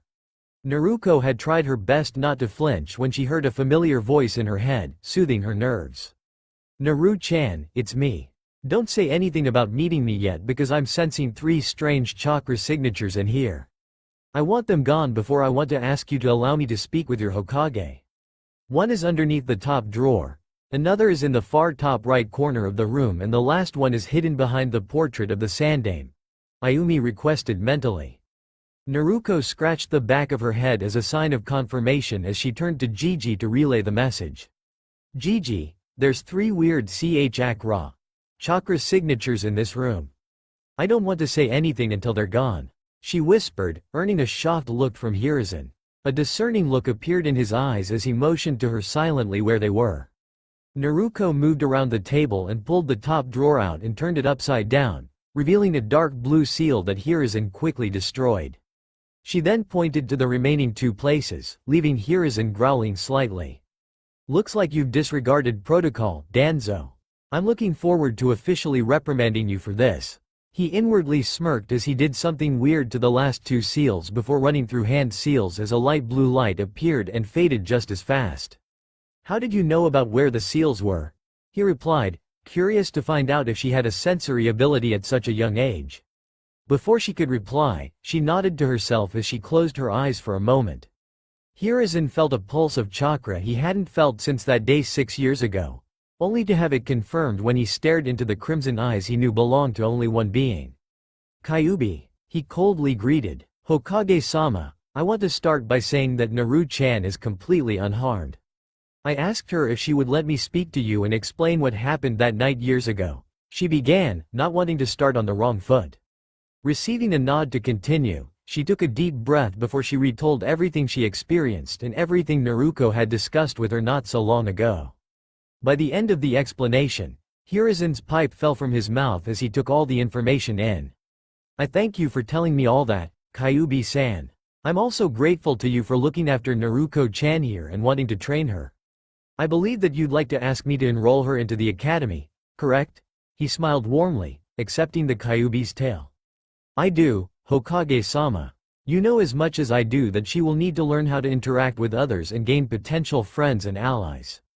I will teach her everything she needs to know about being a kunoichi in the field, while the academy will teach her the basic skills like history and such. Is that all right with you? She asked respectfully. Hiruzen smiled that she always took into account his opinion as his views of her began to rapidly change. That will be fine. I can see that Naruko-chan will have a lot to face in the future and she will need all the help and company she can get. I'll settle the paperwork for her and I'll sort her out a place to stay. You have my sincere thanks, Kyuubi-san. He smiled. Please, call me Ayumi like Naru-chan does. However, I'll let her return to you. Till next time, Hokage-sama. She smiled before the crimson gave way to their original sapphire blue. Did you talk with Ayumi-chan? The blonde asked. I did, and she explained everything to me. She also asked me that you wanted to become a kunoichi like your parents. I see? He asked, getting a determined nod from her. That's good because I've decided to let you join the academy. As a present for you enrolling, I want you to have a jutsu I think you'll find incredibly useful. He finished as he fished inside his robe for a small scroll which he soon handed to the young girl. Like a child getting a Christmas present, she opened the scroll and made out the name of the technique from her limited reading skills. KKB Bunshin? What does this do, Gigi? She asked. He motioned her to continue reading before she looked sullen and disappointed as she couldn't read half the words that were on there. She began crying as Hiruzen snarled even more ferociously for sabotaging her from even the basic skills. Ayumi wasn't in a better shape as she made a note to teach her how to read and write before anything. Naru-chan, would you let me take over your eyes for a second? I can read much faster and I can remember everything on the scroll thanks to my eidetic memory. It means I can remember everything I read and see. She asked and explained, getting a nod from Naruto as her eyes changed to a vibrant purple as she read the scroll. With a nod, her eyes turned back to their normal blue. This is an incredible technique and you should thank your Gigi for giving you this. You split your chakra to make clones of yourself and whatever the clone learns, you learn. This will be perfect for studying, jutsu training, muscle memory and chakra control. What do you mean, Ayumi-chan? Let's say you trained for 10 hours. You'd only get 10 hours worth of training. If you did the same amount of training the following day with 9 clones besides you can get 100 hours worth of training in one session. With your normal chakra reserves, you can easily reach 100 clones a day now, so by the time you graduate from the academy, you'll easily be on the same level as several Jonin. It's the perfect tool to quickly develop you into a powerful kunoichi. She beamed at her container as sapphire eyes widened at the implications. Gigi, you're awesome. She beamed with a genuine smile as she ran over and hugged Hiruzen for such an amazing gift. I promise I won't let you down. She smiled shyly once more as he ruffled her hair. That was the moment where the office doors opened to reveal the Anbu with the Nara clan head. Hokage-sama, Shikaku Nara is here for you, as requested. The two Anbu responded. They moved to the side, allowing the Nara elder to walk into the office. He had black hair, tied into a pineapple tail, black eyes, twin scars on the right side of his face and a black goatee. Wearing his Jonin vest over his black two-piece combat gear, he stood in front of the desk as the Anbu returned to their previous actions. Naruto ran to the door and closed it before Sarutobi reactivated the silencing seals. You called, Hokage-sama? The Nara asked. Indeed. Pray tell, have you noticed something odd about the council members about Naruto here? Hiruzen asked. Shikaku raised an eyebrow about how he had the same idea as him. I have. I know that we've been called to meetings every day this week, so far, but it's now we found Naruto in such a bad state. Why do you ask, Hokage-sama? I'm asking because Naruto-chan just informed me that 4 times this week she had to run away from angry mobs. I can't believe how blinded by hatred they all are if they so much think that a young girl is the reason for the Kyuubi's attack. Hiruzen growled protectively. It seems we are all on the same wavelength here. Naruto, can you remember what times they've chased you for? It's a big ask and I know if you can't, Shikaku began before the blonde interrupted. First day. 6:45 p.m. to 8:15 p.m. Same hour and half I was running from the first mob. Day 2. 9 p.m. to 9:30 p.m. Considerably shorter, which meant you had a shorter meeting on the second day, correct? Naruto asked, receiving stupefied nods in response as they continued to listen. Day 3. 7:37 p.m. to 9:19 p.m. Easily the longest amount of time I had to run for. I could have hidden but it was then I had my suspicions that this wasn't a random act of violence but rather, planned. They gathered Chunin censors who kept pointing out where I was hiding and I had to hide in the sewers to get away. Today, as you know, I got caught and you were in the meeting. Naruto finished off, where the Nara quickly followed off. While we were in the meeting, Nidare-san burst out about the demon being killed and executed in response. I noticed that the looks on the clan heads were the same as mine, shocked and horrified. However, I also noticed that the civilian council members, Fugaku Uchiha, Homura and Kaharu slipped a sly smile in news of the event. I was lucky to have caught it, myself. I am not the only one who suspects foul play here. Hokage-sama, the other clan heads agree with me. We also noticed that Danzo has not appeared for the past week's worth of meetings. Something is definitely souring the council, Hokage-sama. This is just too troublesome. Nara sighed, pinching his nose in response. I'll want you to remain here with me while I wait for Neko-san to retrieve the records for the meetings over the past week before we sort through them and confirm the times with Naruto's statements. Now, is that everything you've told me? Hiruzen politely responded. Hi, Gigi. She nodded before a stifled yawn escaped her lips. Anyo, could I go to sleep here? I'm still tired from earlier. She asked politely. Of course. Do you want one of the nurses to watch over you as well?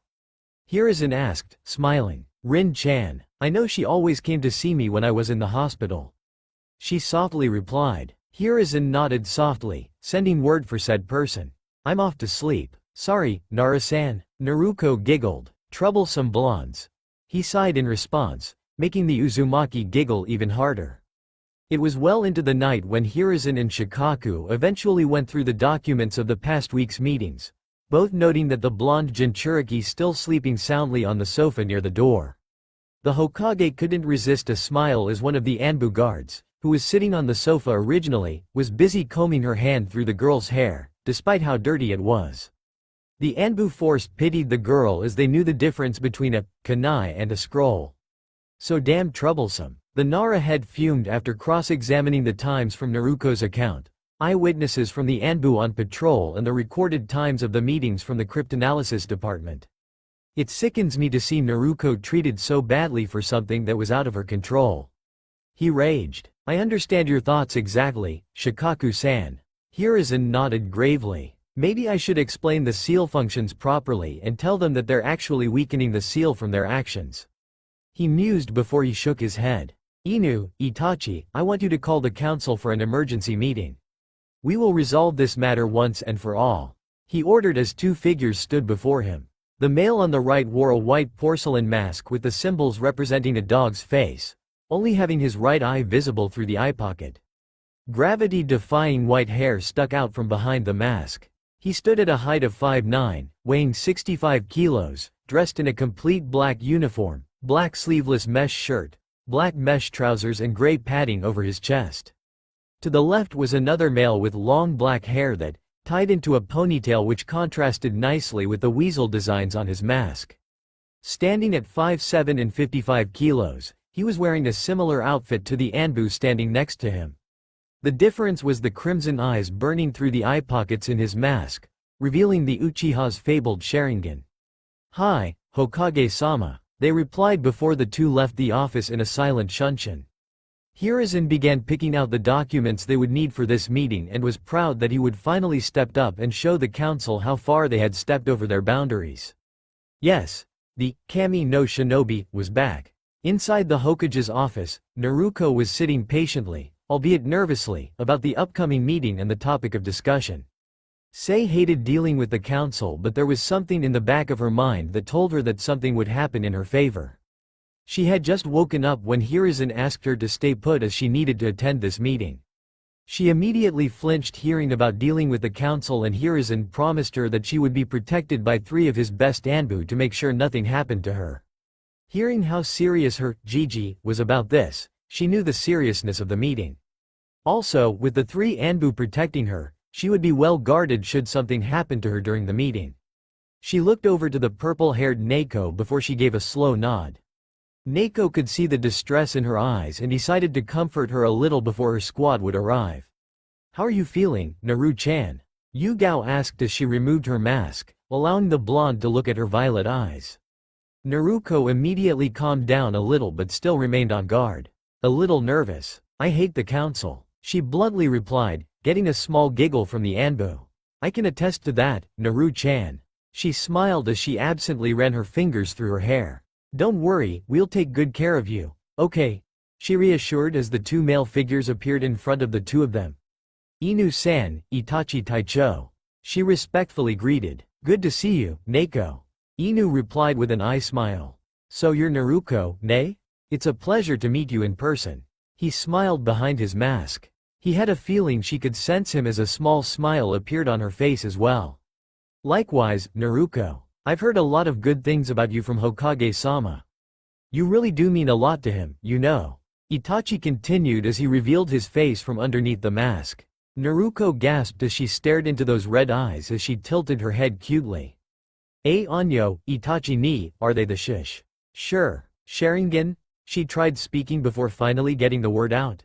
Itachi's eyes widened slightly before a smile appeared on his face. "Yes, these are the eyes of the Uchiha clan. I am Itachi Uchiha and I'm glad you think of me so familiarly." He replied with amusement in his voice, nudging the silver-haired Anbu to reveal his face as well. Underneath the Inu mask was a face with a face mask covering up and over his nose area with a cloth wrapped around his left eye. "I'm Kakashi Hitaki. I understand you know of your parents, correct?" he asked, getting a nod from the girl. "Then I should tell you that I trained under your father. He was my Jonin sensei when I graduated from Genin to Jonin." He was an incredible person and a noble man, and I can clearly see his look in your eyes. I know you'll become great someday. He smiled, bringing Naruko to happy tears as she sniffled. Yugao had to resist squealing, kawaii, and snuggle her into her bosom. Naru-chan, you ready to go? Yugao asked as the three Anbus slipped their masks back on their faces. Also, please refer to our code names while we're on duty, okay? She requested, getting a nod from Naruko as the four of them made their way towards the meeting chambers. Moments prior, council chambers. Hiruzen couldn't resist a small chuckle as he watched the disheveled states of the council members as most of them decided to arrive in their nightwear. Most of the guys had to avert their eyes from Sume Inuzuka as she was wearing a black tube top with the kanji for "bite me" written across her barely restrained bust. Shikaku was one of the ones who was wearing his uniform out of the council members as he didn't leave the office while helping him with the paperwork. Hiyashi Hyuga was wearing a black-trimmed white nightgown with cushioned Geta shoes. Choza Akamichi resorted to a white t-shirt with the kanji for "food" written across it with a pair of black shorts. Shibi Aburame arrived in his traditional gray overcoat. Inoichi Yamanaka arrived from an interrogation, so he was still in his work clothes. Fugaku Uchiha was wearing his usual get-up, and the civilian council members were wearing items ranging from expensive gowns to simple nightwear. Thank you all for arriving on such short notice. Now, I assume that you are curious about why I have called this meeting. Hiruzen asked, taking up a straighter posture than normal, which did not go amiss by the clan heads, Kaharu or Homura, the latter two having decided on wearing their normal robes. Indeed, Hokage-sama, I am, as you say, curious. Hiyashi calmly replied, troublesome indeed. Shikaku sighed, knowing full well the matter at hand. Before I say, I would like to mention that I have requested one more person to sit in on this meeting as it concerns her as well. Anbu? Hiruzen ordered. With emotion, the double oak doors slowly parted to reveal the four figures as they all made their way before the council. Hokage-sama, what is the demon doing here? One of the civilian members yelled as he stood up to his feet, pointing angrily at the young blonde Jinchuriki that made her way shyly into the room. She flinched, grabbing the back of Yugo's black trousers for comfort, making the three Anbu glare at the council member for their treatment of her. Before the Hokage could reprimand him, the man was already clenching his open-cut neck as he struggled for breath. Moments later, he collapsed on the floor, having drowned on his own blood. Any more? Itachi subtly asked, Sharingan slowly spinning as the offender slowly died before the rest of the people present. Silence fell over the room as he slowly withdrew the arm he used to throw the kunai that dealt the fatal blow. Do not forget that Hokage-sama's law is still in effect about Naruko-chan. He warned icily. Now that's been dealt with, I will proceed. It had come to my attention that, as of late, there have been several members of this council who has overstepped their bounds. I will tell you now. Hiruzen sharpened his tone along with his gaze, making several members gulp in response, that this problem ends tonight. Now, I wish to ask a simple question. Is anyone here suffering from an ear-related injury? Hiruzen softly asked, contrasting his current mindset. Slowly, several people raised their hands. Taking a glance around the room, the elder Sarutobi noticed the raised hands of his two counselors. Very well. May I ask how? I know there's a particular bug that's going around the village which is affecting people's hearing. Just got an earache, one member shouted. The other members soon followed trade and copied the answer from the first council member, trying their best to use whatever excuse they could think of. Hiruzen couldn't help as he chose between feeling ashamed or happy that he was cleaning house for Naruko's sake. You've suffered for far too long. Time for me to step up and take things back into control.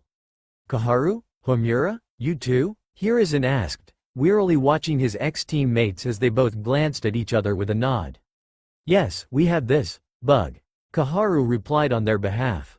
He slowly nodded with a sinister smile on his face, stunning the entire room in different reactions.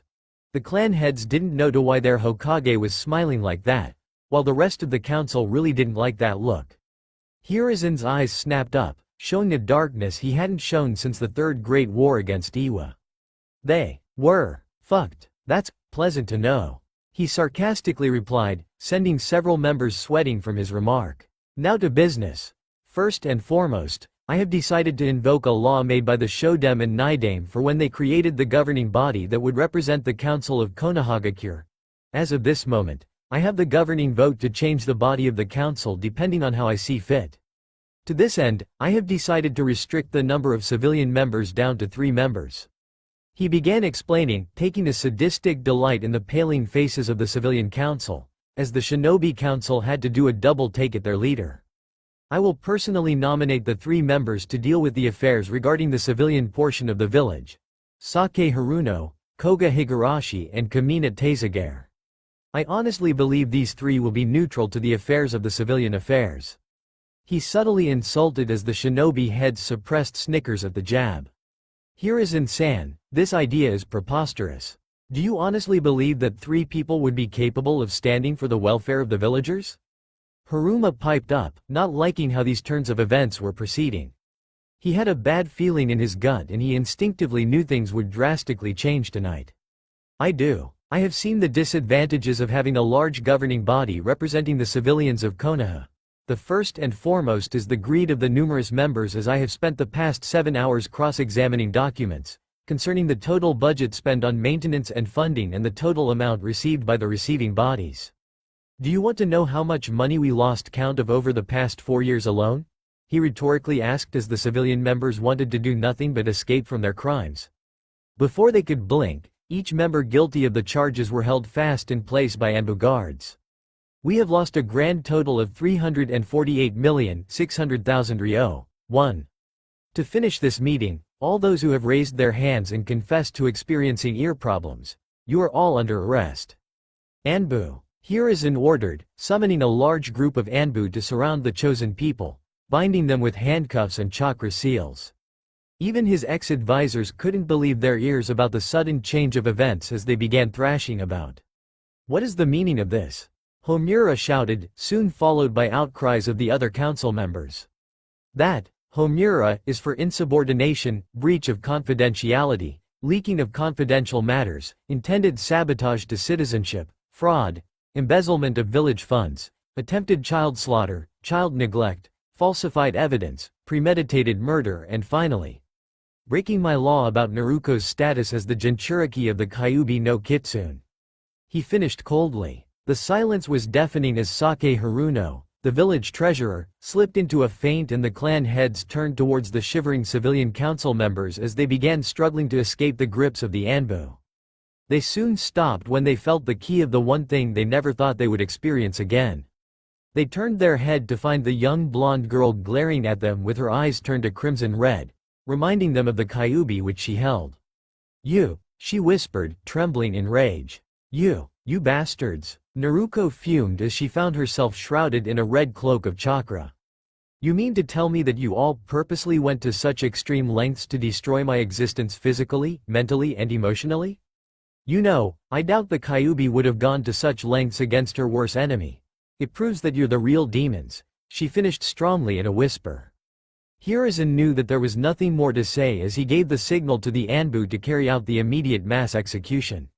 It was over in a matter of seconds as bodies slumped to the floor, dead. The Shinobi Council did something completely out of their character as they all cheered happily that the corruption in the village will stop once and for all. They also turned to Naruto, whose shroud had retreated at this point, before Sume ran over and pulled the blonde into a comforting hug. It's gonna get better from now on, Naru-chan. We promise you. She smiled as she buried her face in her hair. Naruto was too overwhelmed at how much they all cared for her well-being as she simply released the built-up emotions she bottled for the past 6 years and cried until she couldn't physically cry anymore. All the clan heads converged around the blonde as a sign of comfort and support, except for the Uchiha-chan head. Fugaku Uchiha dismissed himself as he glared at his eldest son. Itachi narrowed his eyes as he returned the glare, standing closer towards the converging crowd in the middle of the room, not budging against his dominating father. With a snort, Fugaku left the room, leaving the party to fuss and dote over the girl who would have a second chance in life. After the council meeting had finished in such a bloody manner, Hiruzen Sarutobi had personally seen to it to escort young Naruko home to her new apartment.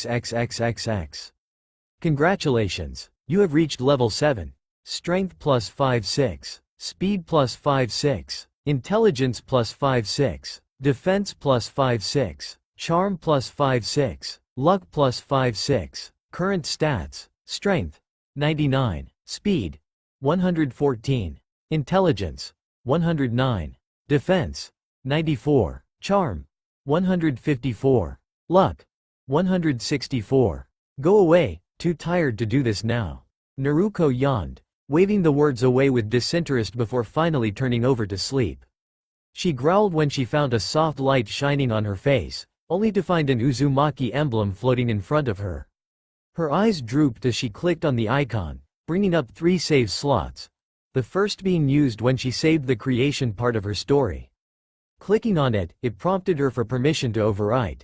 Clicking yes, she saved her game before closing the save menu and returning to her well-needed sleep.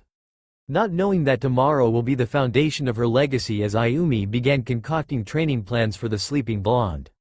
The morning sun rose gently over the sleepy village of Konohagakure as nature basked the village in a golden glow, painting a picture only nature herself could paint. the sun slowly rising in eastern part of the village as it blended effortlessly in the blend of oranges, reds, blues and deep purples. In the village, the sunbeams pierced through the window of one of the residential homes. Namely, the apartment of one Naruto Uzumaki. She was not a morning person, no matter how many people believed otherwise.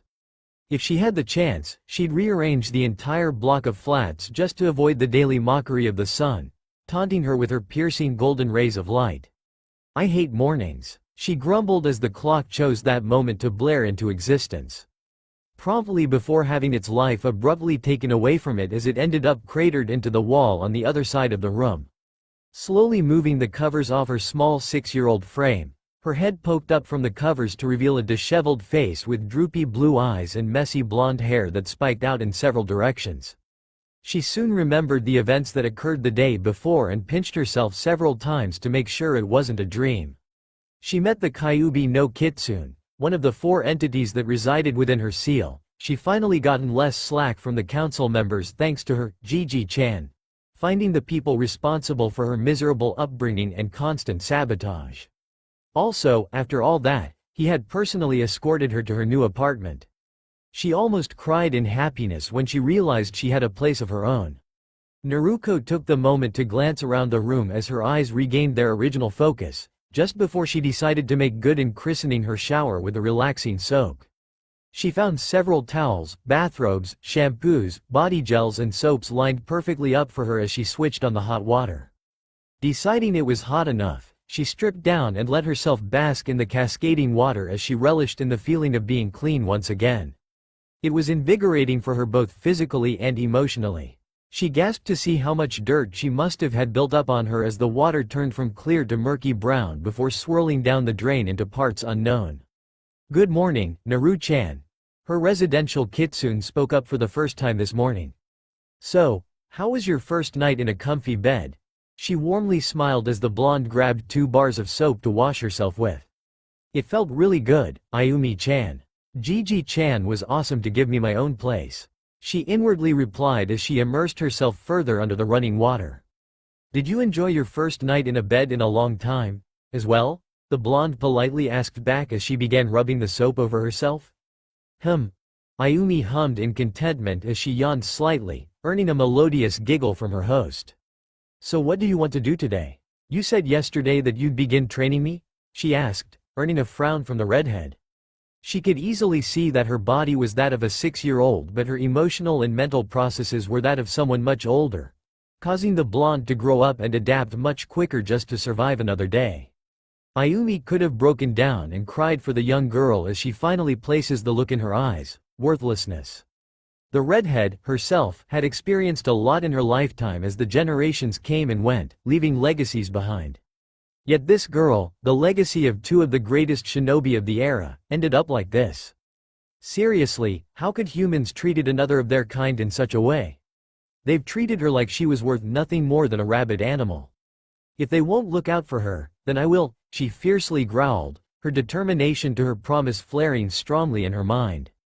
"Naru-chan, what do you know about chakra?" she asked, causing the blonde to pause in reflection as she stayed underneath the shower, not paying attention to how she loved the feeling of water on her skin. It's used to do stuff," she asked, hesitantly, awaiting a scolding for how stupid she was. Ayumi had to restrain herself from raging out against the villagers for their treatment towards her student. "You're somewhere on the right lines, Naru-chan. Chakra is the life essence of all living things, a combination of physical energies and spiritual energies. In simpler terms, experiences you encounter and your chakra improving in size, quality and control. By combining these 2 together you can manipulate and mold your chakra to perform what you humans call jutsu." Ayumi explained, simple enough for a girl of her age to explain. Apparently, from the look on the girl's face, she didn't understand it. Sighing in defeat, she tried it a different way. "You know ramen, right? Imagine a bowl of ramen as if it was what your chakra looked like. Now, the ramen is. Pay attention," she yelled as she saw the far-off look that appeared on her student's face, snapping her out of her thoughts instantly. "As I was saying, ramen is noodles and broth. Think of the noodles being prepared, stretched and cooked before they could be used. It's similar to the physical portion of your chakra as it's slowly molded as time goes on. The broth form the right blend of ingredients, texture and the final taste. That represents the spiritual side. You won't get the taste right on the first go, so you keep experimenting until you find the right blend. She sighed, slightly embarrassed by having to explain the basics of chakra in the form of ramen. Her stomach rumbled slightly in addition to talking about the food, making Naruto giggle once again. So, ramen is used for jutsu? She asked innocently, not knowing that Ayumi had taken to slamming her head repeatedly on one of the walls of the exterior of the house. I kinda got my hopes up a little too high. She sighed tiredly, allowing an amused smile to cross her face. No, ramen is just food for you to eat. I just used it as a way to explain what chakra is. She explained, getting a drawn-out, "oh," from Naruto. Going off track. The problem with you is that you have much higher chakra than anyone your age. That's a good thing, but it means that your control will be abysmal. She continued, what's that? Really, really bad. Oh, so what we'll start off with will be accessing your chakra. You can't do anything until you access your chakra for the first time, so that's the first thing we'll need to do. After that, I'll teach you the jutsu your Gigi gave you as a present, as it will greatly increase your training speed. She explained, getting a determined nod from Naruto. Leaning back on the trunk of the tree she sat beneath, she closed her eyes and meditated. Don't worry if you can't access it on your first go. It'll take time before you finally recognize your own chakra, and we've got plenty of time. If it helps, try placing your hands like mine. Ayumi explained, showing Naruto the hand sign for Hitsuji. Nodding once more, Naruto closed her eyes as her hands move into the same position as Ayumi's. She slowed her breathing down to something close to sleep-like, but she was still aware of her surroundings outside of the mindscape. Ayumi simply decided to close her eyes for a nap while she waited for Naruto to finish the task she had given her. Naruto had spent a long time underneath the water as she found the water turning cold for her 3 hours later. Taking a break, she dried herself painfully from the scalding burns before heading to her room and heading back to the exercise. It had taken Naruto nearly all of the following 2 months before she found the thing she was searching for. She gasped in shock to see how much was flooding inside her and how wild it felt. She admired the blue-looking river of chakra before discovering several other colors of balled chakras sitting in her stomach. With simple deduction, she could understand that each signature represented all the entities held within her. Wow, Naru-chan, you've managed to find your chakra. How does it feel to have it flowing inside of you like that? Ayumi asked, curious about her response. Naruto paused for a few more moments as she traced a certain blob of chakra traveling past her tenketsu.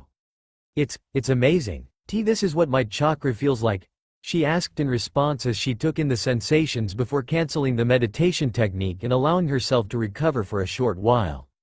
Ayumi couldn't be more proud of her new student, as it would take a young shinobi in training at least a year before they discover their chakra. The fact that Naruto discovered it in 2 months shows her determination and her drive to succeed. For the next part, she quickly tugged Naruto inside her mindscape to meet with her face to face, just in the field clearing outside the house. Yep, you see, the normal, Bunshin no Jutsu, is classed as a genjutsu because it makes copies of the original, but they're more like illusions. I won't bother teaching you genjutsu because you'll never fully grasp the control you need to perform them. I can, however, teach you how to dispel them, she promised, earning a swift nod. Anyway, cage bunshins are different because they are physical replications of the user. They'll dispel from a strong hit, but the more chakra you pump into them, the more they can do before they do dispel. She continued, it's not as effective now, but as you progress, the more of an impact this'll have on your training, Naru-chan. She explained, noticing the hopeful look in her sapphire eyes. A little known fact, this jutsu originated from the Uzumakis for their enormous chakra reserves. A trait you've definitely inherited from your mother. She explained as she demonstrated the jutsu for Naruto, revealing a clone of the redhead that was the exact identical to the original. Okay, but why will this help my training? She asked, earning a melodious laugh in return, courtesy of the redhead. This is the main reason why I want you to learn this jutsu, the memory transferability. Remember when I told you about the difference between training by yourself and training with clones? She recalled.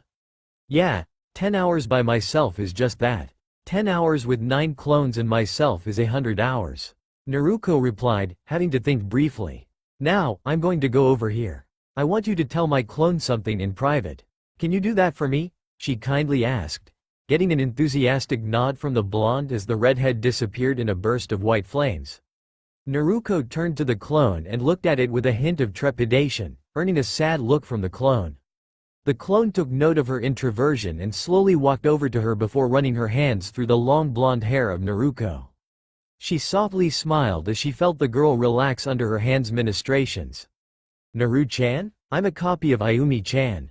I'm not gonna hurt you, okay? She warmly smiled, disarming her fear of talking to someone new as she whispered something in her ear, causing the redhead to laugh heartily before she dispelled. Ayumi rushed back in view with a large tick on her forehead. What do you mean I talk in my sleep? She protested, earning a genuine bout of laughter from the young 6-year-old. I heard you talking about chasing that damn rabbit and eating it. She laughed before she whipped her head round to face her, pointing, how did you know what I said? I was wondering when you'd figure it out. She smirked mischievously. When a clone dispels all the memories and chakra-based exercises it's done reverts to the other clones and to the original. I told you a little bit in passing last night, but we'll begin working on performing the you've got that down. We'll be focusing on nothing but conditioning your body while your clones all train in chakra control exercises. Muscle memory is also important, but you can't copy physical training. You got to do that yourself. Ayumi explained as the two girls moved under the shade of a sakura tree nearby, allowing them to enjoy the shade. Ayumi-chan? Naruto turned to her, a little hint of an emotion in her eyes that Ayumi couldn't quite place. What's the matter? Why are you so willing to help me? Because, Naru-chan, you're what you call a diamond in the rough. You have so much potential inside of you and I want to nurture you and see you shine. You've forgiven me so easily and yet you look on yourself like you're nothing significant. She began as water formed on the corners of her eyes as she faced the blonde in front of her. Naruto, you've got a heart of gold to forgive me for what I've done and what your life has been like as a result. I promise you, here and now on my title as the Kyuubi no Kitsune, that I will turn you into a kunoichi much more powerful than your parents. Don't ever think you're worthless, my dear. She whispered softly as she traced the whiskers on her cheeks, getting a moan in response. Also, because you remind me so much of one of my little ones, so I feel a kinship with you. She whispered near the end. You have children, Ayumi-chan? Naruto asked, shocked by the news that the Kyuubi has children of her own. A sad smile fluttered across the redhead's face while a lone tear fell from her eyes. The correct term to use would be, Naru-chan. I wouldn't want to burden you with my troubles when you have your own to deal with first, but I promise to tell you when I'm ready to say. She replied sadly. Naruto softly nodded as she had no words to respond to the last piece of information. Okay, Ayumi-chan. Naruto smiled in response as her eyes had a brighter shine in them now. She would push herself to make her proud and to protect her and anyone else who would give her a chance. Knowing she was like one of Ayumi's own, she would prove she would give everything she had in honor of the little kid. Giving a quick prayer to said fox, she made her way back into the outside world as she soon got dressed and made her way to one of the training grounds she passed a few months back. Next day, Training Ground 43. As Naruto entered the training ground, she let loose a smile on her face as she recalled what Ayumi had just told her, allowing her to work off that energy as she began working on creating the cage buncheons. Having been unsuccessful at her attempts from the night before, she decided to try again today before she did any of her warm-up exercises.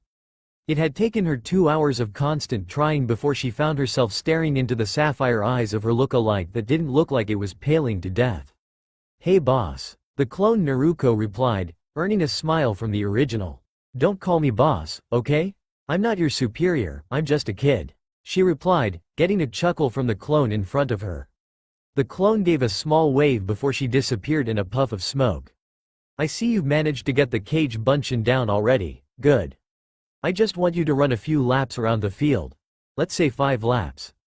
After that, 50 push-ups and sit-ups.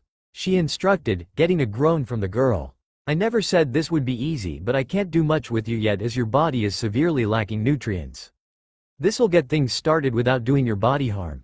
I'll need you to speak with your Hokage to see if he can help you getting you some healthy foods to eat so I can use those nutrients to develop your body nicely and to how it should be.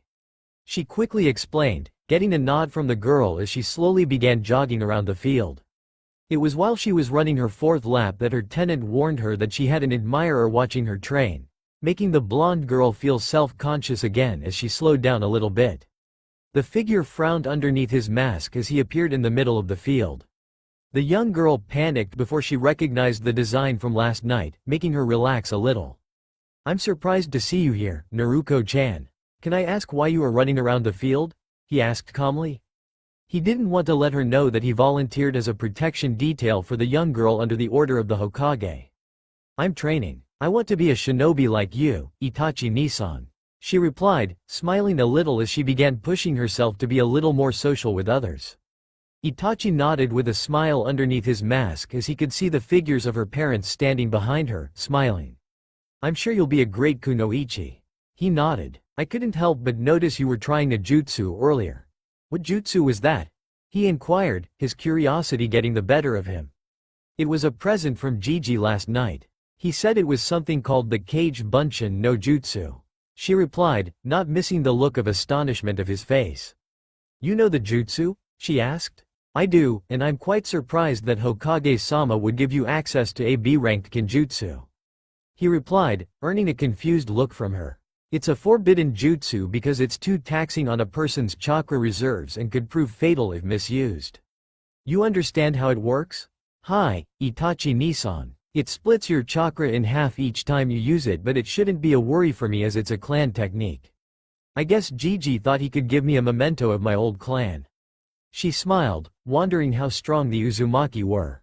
Itachi was surprised once more as he never realized that the Kage Bunshin was an Uzumaki clan jutsu, knowing it couldn't be from her Namikaze heritage.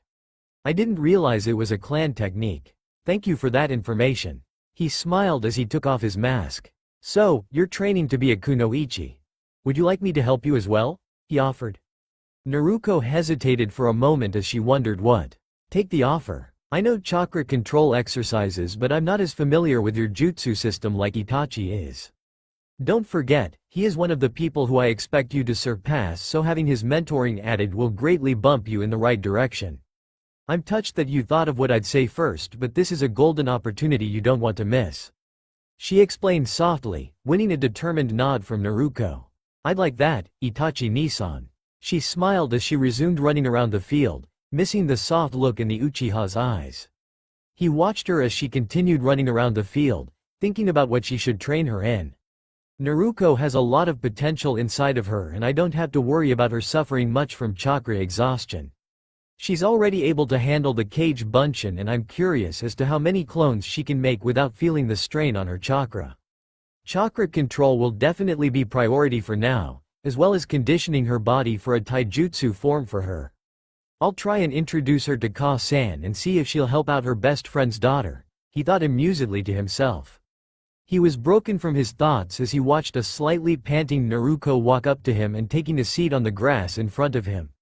"Naruto-chan, I want you to try and make as many clones as you can for me," he requested. She nodded as she placed her hands in a cross-shaped sign with her middle and ring fingers crossing over each other. Kage Bunshin no Jutsu. A large plume of smoke appeared over the field before fading away to reveal roughly 50 clones of the blonde that was panting heavier in front of him. He was impressed by the sight as he realized that she could put other Jonin and Kage-level shinobi to shame with her reserves. "How's that, Itachi-ni?" she asked shyly. He sat down and placed a hand on her shoulder, allowing her to look up at his smiling face. "It's rare to see someone so adept at this jutsu, but then again, it's yours by right. You understand the side effect of the Bunshin, correct?" he asked, getting a nod in return. "I see. We'll begin with some chakra exercises. I want you all to grab leaves and begin sticking them to your forehead. It's a simple exercise which will help you control your chakra better," Itachi ordered to the blonde platoon. "Why do we need to do that?" one of the clones yelled back. "There's a balance when it comes to chakra levels. More chakra, less control. Less chakra, better control. You've clearly shown me that you have much more chakra than most people in the village, myself included. In turn, your control over your chakra is likely to be non-existent. We'll keep doing this so we can improve your chakra and not waste any chakra in your techniques." He explained, getting several puzzled faces. If Naruto and all of you managed to complete the exercise by the end of the day, then there would be more clones tomorrow. I can tell she wasted a lot of chakra in creating all you, and the control will manage it better and fine-tune her jutsus to work more efficiently at a lower cost of chakra. He sighed as he explained further, getting a chorus of "ohs" in response before they all rushed off to grab leaves. What will I be doing, Itachi ni? The original Naruto asked as she paid attention to some of the clones as they cursed the leaves for not sticking. You will be working on conditioning and developing your body figure, not meaning it in a less than appropriate manner. He replied. Never mind, he added, noticing the weird look on her face. Naru-chan, I need to talk with you for a minute. Ayumi intervened. Itachi ni, Ayumi-chan's asking me to speak with her for a minute. She relayed, earning an understanding nod from Itachi, who shifted into a defensive position to protect the girl. She smiled as she focused on entering her mindscape, soon coming face to face with her resident kitsune. Mindscape. Naru-chan, I understand your hesitation. Ayumi quickly spoke, easing her fears. But you need to understand something important in your profession of being a kunoichi. A shinobi uses all their tools, she reminded her pupil with a serious tone. I won't lie to you, the training we'll put you through will be extreme. You will get hurt. You will cry, bleed, tire, scream profanities at the top of your lungs and call us everything under the sun bar our own names. However, by the time you've finished, you will be able to do so much more than most people older than you, let alone your own age. I understand, sensei. She nodded quietly. Something you want to ask? She replied, hinting at the blonde to ask the question she had on her mind. Anyo, I'm only 6 years old. Don't you think that, I would be too strong? She stuttered slightly. Ayumi couldn't help but giggle at the question as she expected as such. Naruto's head snapped up to face the redhead as she stared into her crimson eyes, filled with warmth. I can see where your thoughts come from. Although, let me say a few things that may allow to see my thought pattern. You may want to ask Itachi this as well. She began, motioning for Naruto to sit in front of her. Like before, some small foxes made their way towards the two of them and snuggled close. I've been around for so long. I've seen generations pass by like grains of sand. I've seen horrors you people can commit, sick enough to leave you with nightmares for a month. On the other hand, I've seen people who have revolutionized what it means to be a shinobi. I've seen so much in my lifetime and I've still yet more to experience. In you, Kami-sama only knows how much is resting upon your shoulders. She paused, allowing a moment to form her words. I want you to be well prepared for what you may face in years to come. You may think it's being overpowered, but would you say the same thing if something you learned now could be used to save someone precious to you? She rhetorically asked, taking note of the understanding look in the blonde's eyes. If you lost that person, how would you feel? Knowing that you could have put the extra effort in but decided not to because you were afraid? Naruto couldn't reply as she sat there in stunned silence, allowing the words to play over again in her head. She couldn't argue back because she had gotten the nail on the head and made so much sense to her.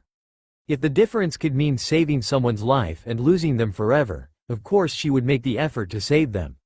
It was that moment she decided that she would use everything at her disposal and would branch out as far as she could. She turned to face Ayumi once more, knowing the redhead could see that she had agreed with what she said. Even though Itachi ni told me he'd be conditioning my body, what is it I'll be learning altogether? Whatever Itachi teaches you will be up to him. As for me, I will begin teaching you my personal taijutsu style, the Shidare Kitsune, better known as the Weeping Fox. This style is better suited for you as you'll make up for your lack of strength with speed, reflexes and flexibility. She smiled, holding up 3 fingers as she continued revealing her training plan. This form is based on 3 sole principles: evasion, misdirection and precise counter-attacking. As you are now, you will learn the basic katas and work through the stances and the combinations. The problem we'll have is that the advanced forms will have to incorporate the use of additional appendages, namely, tails. She explained, getting a slightly disappointed slouch from the young girl. None of that, she reprimanded. I'll have to speak with you at a later date about a proposal I'll make to you, but you're not ready for it. You'll probably be ready for it in about 4 years or so, we'll see yet. She mused, going off tangent a little. Do you really believe I've got what it takes? She asked, a little bit of pessimism seeping through her emotional cracks. Ayumi did not like this Naruto and decided to stop with the pitying act once and for all. She grabbed Naruto firmly by her shoulders and stared straight into her sapphire eyes. Naruto Uzumaki Namikaze. Hi? I'm gonna put your fears to rest right now. You are the daughter of two of the most influential shinobi that ever lived. Your mother, Kushina Uzumaki Namikaze, cage-level kunoichi. She was feared for her limitless chakra reserves and the power behind her ninjutsu. She was a Uzumaki seal master in accordance with the prerequisites of the Uzumaki clan, on a level above your father. She had the moniker of the Crimson Death, given to her for her deadly skill in kenjutsu. They said that whoever saw her crimson hair on the battlefield would surely die, as no one ever survived. She began, Naruto taking all the information in wonder. Your father, Minato Namikaze, Yondaime Hokage of Konohagakure. Known for his mastery in Fuinjutsu, the art of seals, and second only to your mother. He was known for the two jutsu that decimated the Iwa army in the Third Great Shinobi War, the Rasengan and the Hiraishin. The only person to have achieved a sulfur monosulfide ranking in the bingo books with a flee on sight order. If you still need more proof, I will gladly give you more. Myself, the Kyuubi no Kitsune. The third most powerful Biju, weaker than the original Jubi and the Jubi no Kamiryu. Known throughout the nations for my power to level mountains and create tsunamis with my tails alone. My most powerful move, Bijudama, can easily wipe out a village in one hit. I am also known for my demonic abilities and my specialty lying in demonic illusions, something you refer to as Megan. The Jubi no Kamiryu, Kami-sama's personal champion and strong enough to stand on equal grounds with the original Jubi. He has not interceded with humanity before now, so you humans have no recollection of him. However, I know more as I've met him several times before. He is as formidable as they come and loyal and humble as one could possibly be. He is skilled in using Kami-sama's power, something you would call Satan, or holy release. He is also skilled with his swordplay, but he prefers using Zanbatsu than katana and has the power to back up his swings. He also has an unknown power, even to me, which he uses. I guess he will teach you once that time comes. She trailed off before bringing Naruto's tear-stricken face back to hers. I won't go into Itachi's credentials as I don't need to. You keep asking yourself if you're worthy enough to earn our attention, but the matter of the fact is this. You've earned our attention because you have a pure heart. You were made a victim of circumstance, and this is Kami-sama's personal apology to you by giving you the four of us to aid you in your growth. She has high hopes for you, Naru-chan, as we all do. Don't you think that warrants enough proof that you are deemed worthy? She softly smiled as she quickly pulled Naruto into her arms, hushing her as the blonde sobbed loudly in her arms. The overwhelming peace surrounded the field as the two kept in each other's arms. Ayumi's right ear twitched as she sensed someone there with them. She turned to the figure, only to see them hot a finger to their lips. With a playful nod, the figure disappeared back into their portion of the mindscape. The two remained that like for a while before Naruto pulled away and wiped her tears from her eyes. Thank you, Ayumi-chan. I know now that I was chosen to be great. I'll have a part to do while I'm here, and I'll make sure I'm ready for it when the time comes. Naruto promised with her hand over her heart. A soft nod was all that was given before Naruto faded back to reality. Outside world, fluttering her eyelids open once more, she let loose a small groan that brought Itachi's attention back to her. Placing the drawn tanto back in his sheath, the Uchiha prodigy sat in front of his new student. I take it that you were somewhat uncomfortable about the training as you thought it would interfere with what Ayumi-san would be teaching you, he sagely explained, getting a slow response from the blonde. It's all right, I understand your feelings, but you should know that the more you have underneath your belt, the better off you'll be when facing off against opponents who'll underestimate you. Sure, people focus solely on one taijutsu form, but having another one can be effective against people who can easily exploit your weaknesses in one form and allow you to switch to the other, taking away their advantage. He explained, so, if I had a style that focused on counter-attacks but my opponent capitalized on that, I could have another taijutsu form, say strength-based, that'll allow me to penetrate his guard and land severe blows because their taijutsu form would be more susceptible to increasing their speed and reaction time, leaving their defense much weaker. Naruto explained, earning a startled gasp from Itachi. Anyo, what did I say? She asked confusedly. That was an excellent way to explain it and is precisely the point I wanted to make. Itachi praised. So you see the benefits, correct? He asked, getting a sharp nod in return. Then I believe it would be best if we conditioned your body first so that you can handle what the two of us will teach you. Meanwhile, your clones will be focusing on your chakra control so we can improve your training efficiency. I make more clones, I learn much faster, she mused, earning a nod from Itachi. I'm surprised how thoughtful and how advanced you are about all this. I wouldn't believe that I was speaking with a 6-year-old girl with the forethought and understanding you're showing me right now. He probed, curiosity taking control. Naruto simply giggled in response and mentally asked Ayumi to go with the flow for this one. Ayumi-chan has been teaching me more with my vocabulary and writing. I guess I just inherited my parents' genius, nay? She winked playfully. Itachi shook his head in amusement as he could understand perfectly what she meant, knowing how much she was spot on with her assumption. Then again, I don't think I'm up to what you were like when you were my age. She grinned. This time, Itachi couldn't hold back the laughter that escaped his mouth as she was spot on once again. True, I can't say too much in my defense.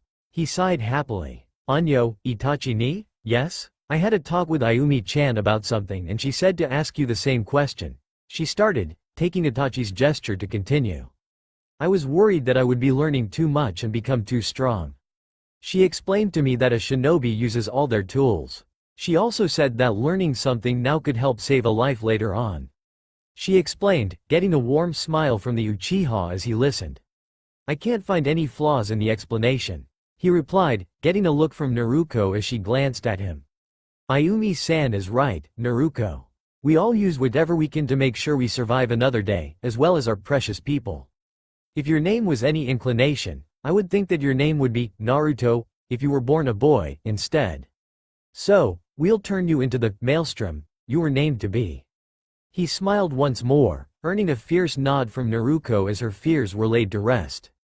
Now, I hope you're ready because training begins now.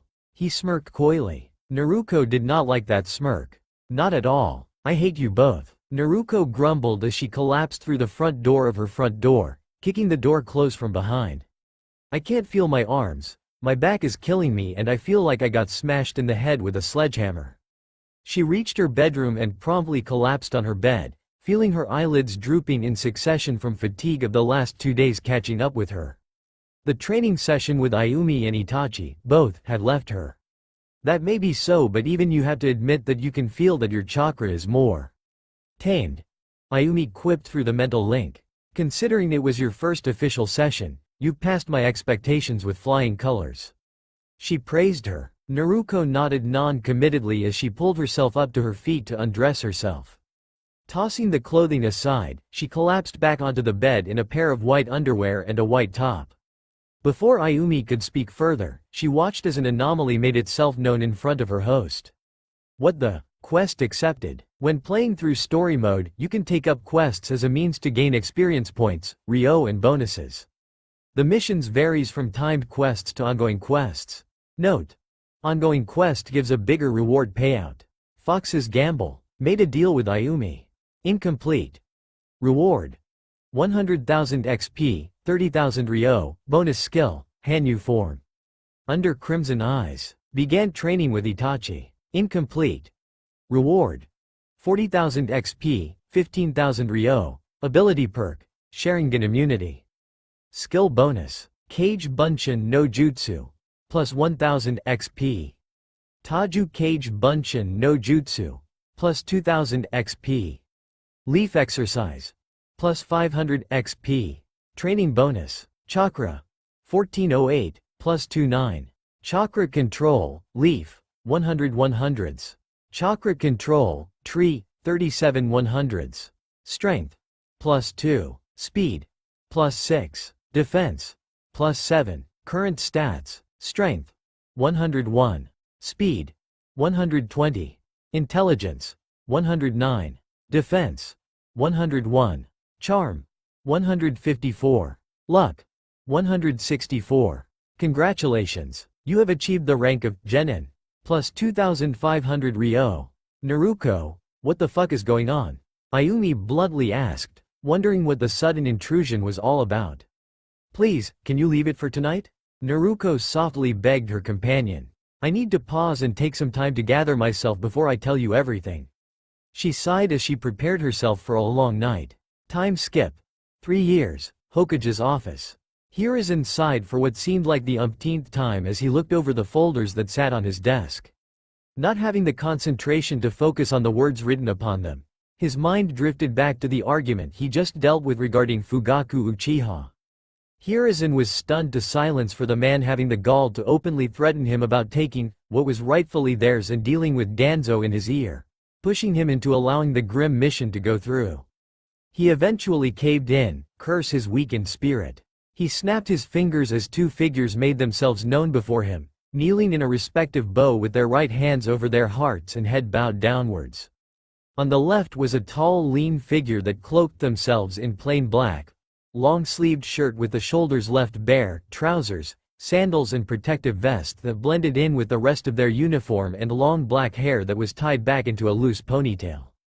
Next to him was a smaller figure that could have been taken for a child, dressing in a similar get-up as her male counterpart, but the difference being a short skirt with a pair of skin-tight shorts on underneath and black taping that traveled up her legs and calves before slipping naughtily underneath the legs of her shorts. Her blonde hair was tied into a bun with a short ponytail flowing freely between her shoulder blades. Itachi, Urufu, I have an important mission for the 2 of you to undertake, but I will allow you to back out if you do not wish to accept. He began, rubbing the bridge of his nose. I have tried several times to deal with Fugaku Uchiha about the hostility and tension that has been seen to rise between the Uchiha clan and Konoha, and it is only a matter of time before things escalate and innocents become caught in the crossfire. I cannot stay my hand any longer and, as much as it pains me to ask you both about this, I need the 2 of you to completely exterminate the Uchiha clan. He finished grimly. The 2 Anbu remained in their knelt positions before the blonde on the right tilted her head up slightly to her superior. Hokage-sama, permission to speak freely? She asked. Receiving a curt nod in response, she allowed herself to exhale sharply before running through a sequence of hand signs before the room glowed in a dark purple glow. Can I make a request of you, Gigi? She asked, pulling the Anbu mask off her face and rising to her full height. Behind the mask were a pair of vibrant sapphire eyes that settled on a developing girl's face, finished off with a button nose, filling pink lips and 3 whisker marks on each cheek. Spare Makoto-chan and Sasuke-kun. Makoto-chan has told me on several occasions about the coup they're planning, and she's been disagreeing with it every step of the way. Fugaku Tami's even gone so far as to physically abuse her in front of her 2 sons. She trailed off, looking towards her partner. If we kill everyone, it means that we're no better than those over in Kiri for committing mass genocide because of their bloodline. I know it's not the case, but you can see where I come from. She explained, keeping Makoto-chan, Itachi-ni and Sasuke-kun alive means that the curse of hatred can be wiped and allow the Uchiha clan to be restored to walk among the light. She finished, noting that her partner had stood up next to her, having also removed his mask. I understand fully where you come from, Naruko-chan. Hiruzen nodded, smiling proudly at his surrogate granddaughter for her forethought on the matter. He was still shocked to find that she had the credentials to enter the Anbu by the age of 8, but with Ayumi and Itachi both teaching her, it was truly only a matter of time. Itachi-kun, do you agree with Naruko-chan's request? He kindly asked, knowing how painful it must be for an Uchiha to be ordered to erase his entire clan. I do agree with Naru-chan's claims, Hokage-sama, personally and politically. It pains me to see my clan being reduced to nothing more than protesters who want to dominate over all they see and given themselves into the curse of hatred that dwells within the use of the Sharingan. But I know that there are those who have seen past that and have truly found the knowledge of our dujutsu for the purpose it was meant to be used for. I also request that we may spare my younger brother and my mother from execution. Itachi deeply bowed, not wanting anything more than what he wanted right now. Hiruzen nodded with an understanding light in his eyes as he turned to his pseudo-granddaughter. Urufu, I would like you to provide a distraction for Makoto and Sasuke. I need you to lead them away from the Uchiha district and subdue them so that they would sleep until tomorrow. I would prefer it if you escorted the 2 of them to your place for the night, where Inu, Hubby and Ryu will take over and provide security detail for the rest of the night. Itachi, I want you to try and gather the Uchiha populace within the district walls and find a way to keep them all trapped within so that we can allow ourselves to claim that it was an accident. After that, I leave the Uchiha clan up to your discretion. Neither of you must be caught and no traces must be lead back to either of you, unless we suffer a political backlash and find ourselves in an unfavorable position. I suggest that the two of you use Formation Epsilon for this mission. You both have your orders. My deepest sympathies and my thoughts go with you both tonight. Dismissed. He finished, bowing slightly to the two Anbu as they placed their masks back on their faces. Hi, Hokage-sama, the two replied in unison before fading into the air, a variation of the futon shunshin that Naruto had perfected a while back and had allowed Itachi to copy it for his own use. There was a definite tension in the moonlit night as everyone felt a sense of foreboding creep down their spines. Businesses had closed early and families decided to stay together tonight as they all feared that something would happen. Walking down the deserted streets was a young girl that had her hair tied up into pigtails, flowing comfortably over her shoulders and down her back. She held her emotions in check as she knew that this mission was of the utmost importance to, not just herself but to several others like Itachi, Hokage Gigi, Makoto-chan, Sasuke-kun, and everyone else whose lives hinged on tonight's actions. You need to remain calm, Naru-chan. Don't worry about sensing others as I'm on high alert. Ayumi spoke up within the blonde's mind, trying her best to reassure her that things would be fine. A small nod was the only response as Naruto made her way up to the front door of the house of the clan head. Stealing her resolve, she knocked hastily on the door a few times as she slipped into her carefree persona. She waited a few moments before she heard soft footsteps closing in on her position, sighing silently in relief when a female answered the door. Hello? Oh, Naru-chan, what brings you here so late this evening? Makoto asked as a smile graced her face. Naruto softly mouthed a word towards her before continuing her act. Don't tell me. Another case of drunkards near your apartment? She sighed bemusedly. Naruto sheepishly chuckled as she scratched her cheek with her index finger. Yeah, I'm sorry to be a pain. If you want, you can bring Sasuke-kun with you and I can look after him while you deal with the prowlers, she offered helpfully. The Uchiha matriarch nodded with a soft smile as she headed back inside for a few moments. She didn't wait long before she found Makoto walking outside of her house with a bundle held closely to her chest. That of a sleeping Sasuke as he slept on his mother's shoulder. Makoto nodded to Naruto as she placed a slender hand on her shoulder before the two disappeared in a puff of smoke. Itachi watched the interaction with a hint of amusement in his eyes before he began making his move. Naruto's apartment. The three figures reappeared in the middle of the living room as Makoto gently placed Sasuke on the untouched bed while Naruto began running through hand signs to activate the defense mechanism ceiling she had placed on the walls once she had gotten confident with her Fuinjutsu abilities. Sighing in relief that Sasuke and Makoto were safe, she made her way towards the bathroom and knocked 3 times. Moving back, 3 figures appeared before the pair, dressed in Anbu uniforms. Hubby, Ryu, Inu, you have been assigned to protection detail for Makoto-san and Sasuke while myself and Itachi both head off to our respective mission. Naruto replied emotionless, her Anbu psyche snapping into place. The rank of this mission has been placed under my jurisdiction on how I see the importance of the mission being. That said, this will be a S-rank mission and I do not expect failure from any of you. She glared coldly at the 3 of them. Hubby, I'll be placing you in charge of Sasuke's safety while Inu and Ryu keeps an eye on Makoto. Hi, Taiko. The 3 of them replied in unison as Hubby made her way into the bedroom to keep an eye on Sasuke while Ryu vanished into the air and Inu made himself comfortable on the sofa as he took off his mask. He ruffled his silver mop for a few seconds before giving Naruto an eye smile. So, may I ask what the mission is about? Kashi-kun. You know I can't tell you so stop trying to force me. She chuckled playfully at the silver-haired man before her face turned slightly serious. Put it this way, it's been labeled as sulfur monosulfide rank. That's all you need to know. She finished, changing into her uniform once more as she quickly tied her hair up into a bun before throwing her hood over her head.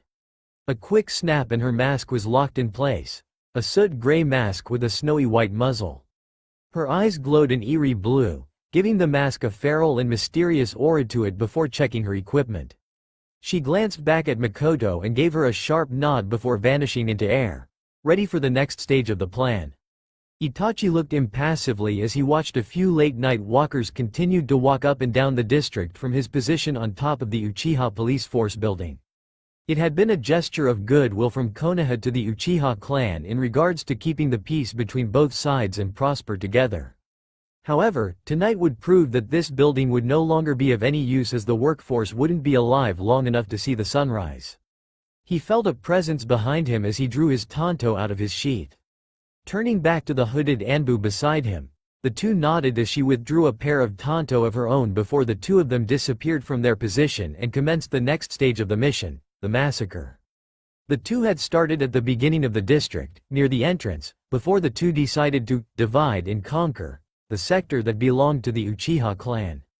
Itachi had placed a wide-scale genjutsu upon a certain area before moving up close to them and silently and quickly ending their lives with a slice to their necks.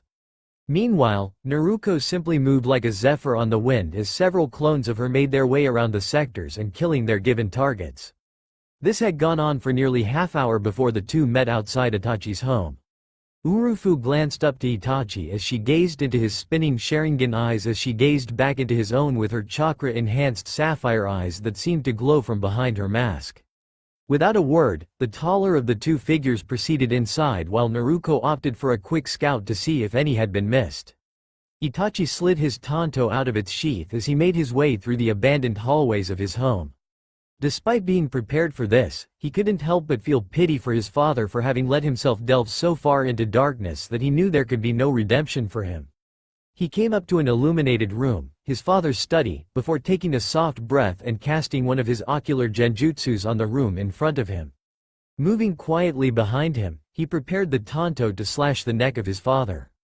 "Hello, Itachi." At the sound of his father's voice, Itachi froze up as the blade rested inches away from his jugular. Fugaku turned his head slightly so that he could watch his son out of the corner of his eye, taking note of the raging emotions that flashed across his eyes. The Uchiha head simply sighed in disappointment at his oldest son's actions. "So it seems you've taken your side. Such a pity to see such talent working for that pathetic excuse of a Hokage. You are so blinded by their bullshit that you believe that what they're doing to this clan is acceptable. We were born to achieve power, great power." Fugaku tried persuading as his tone switched from condescending to sarcastic to proud. "No, father," Itachi slowly replied, gathering up the courage to respond, "I'm not blinded by anything. I can see the truth of the situation and I can see that you're jealous."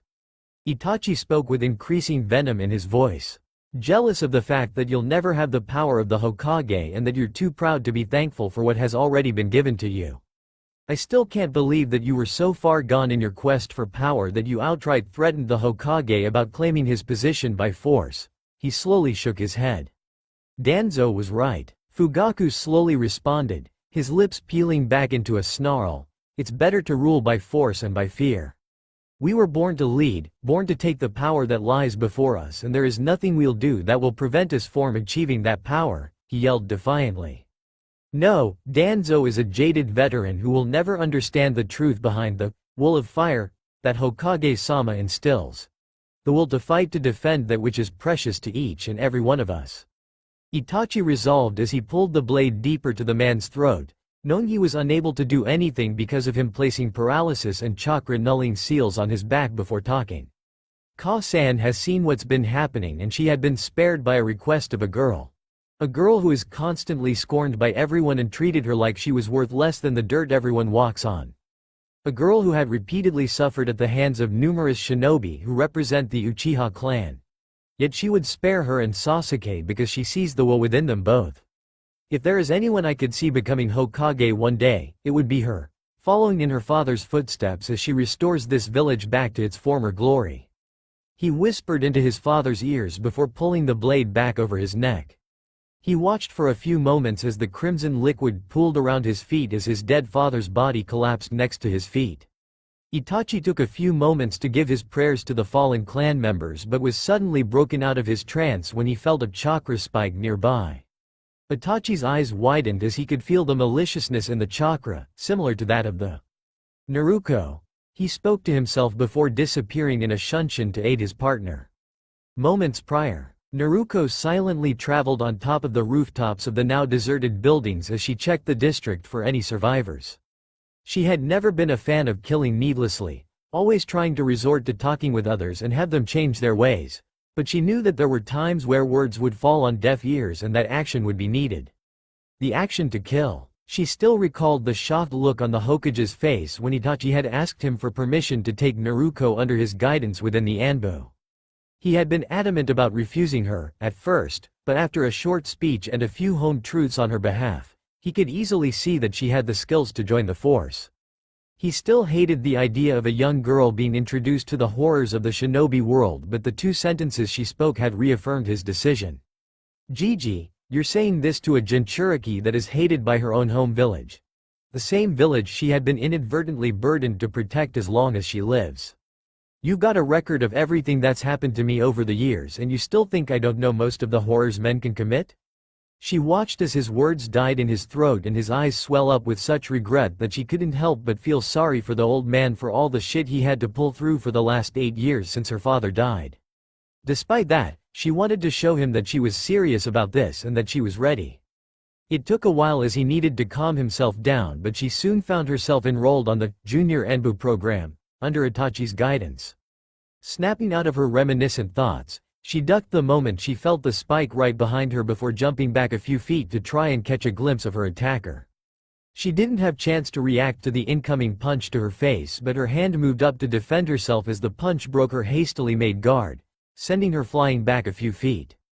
Landing safely on her feet, she unsealed her tanto from her sheath and positioned it in front of her in a reverse grip for defense.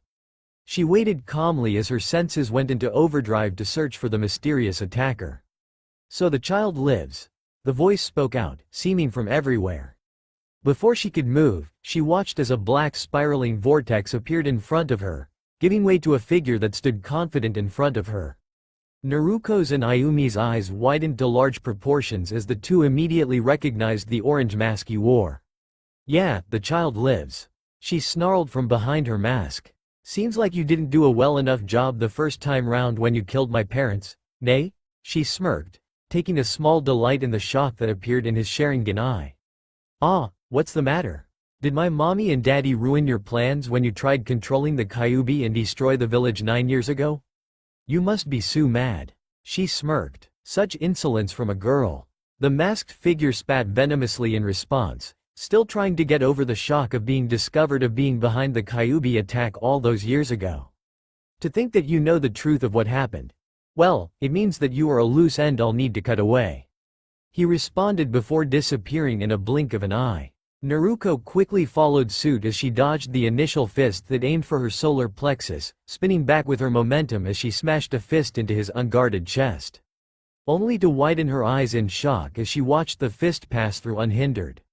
The masked attacker chuckled condescendingly at her as he took hold of her fist before planting a 2-blow hit into her ribs and her face.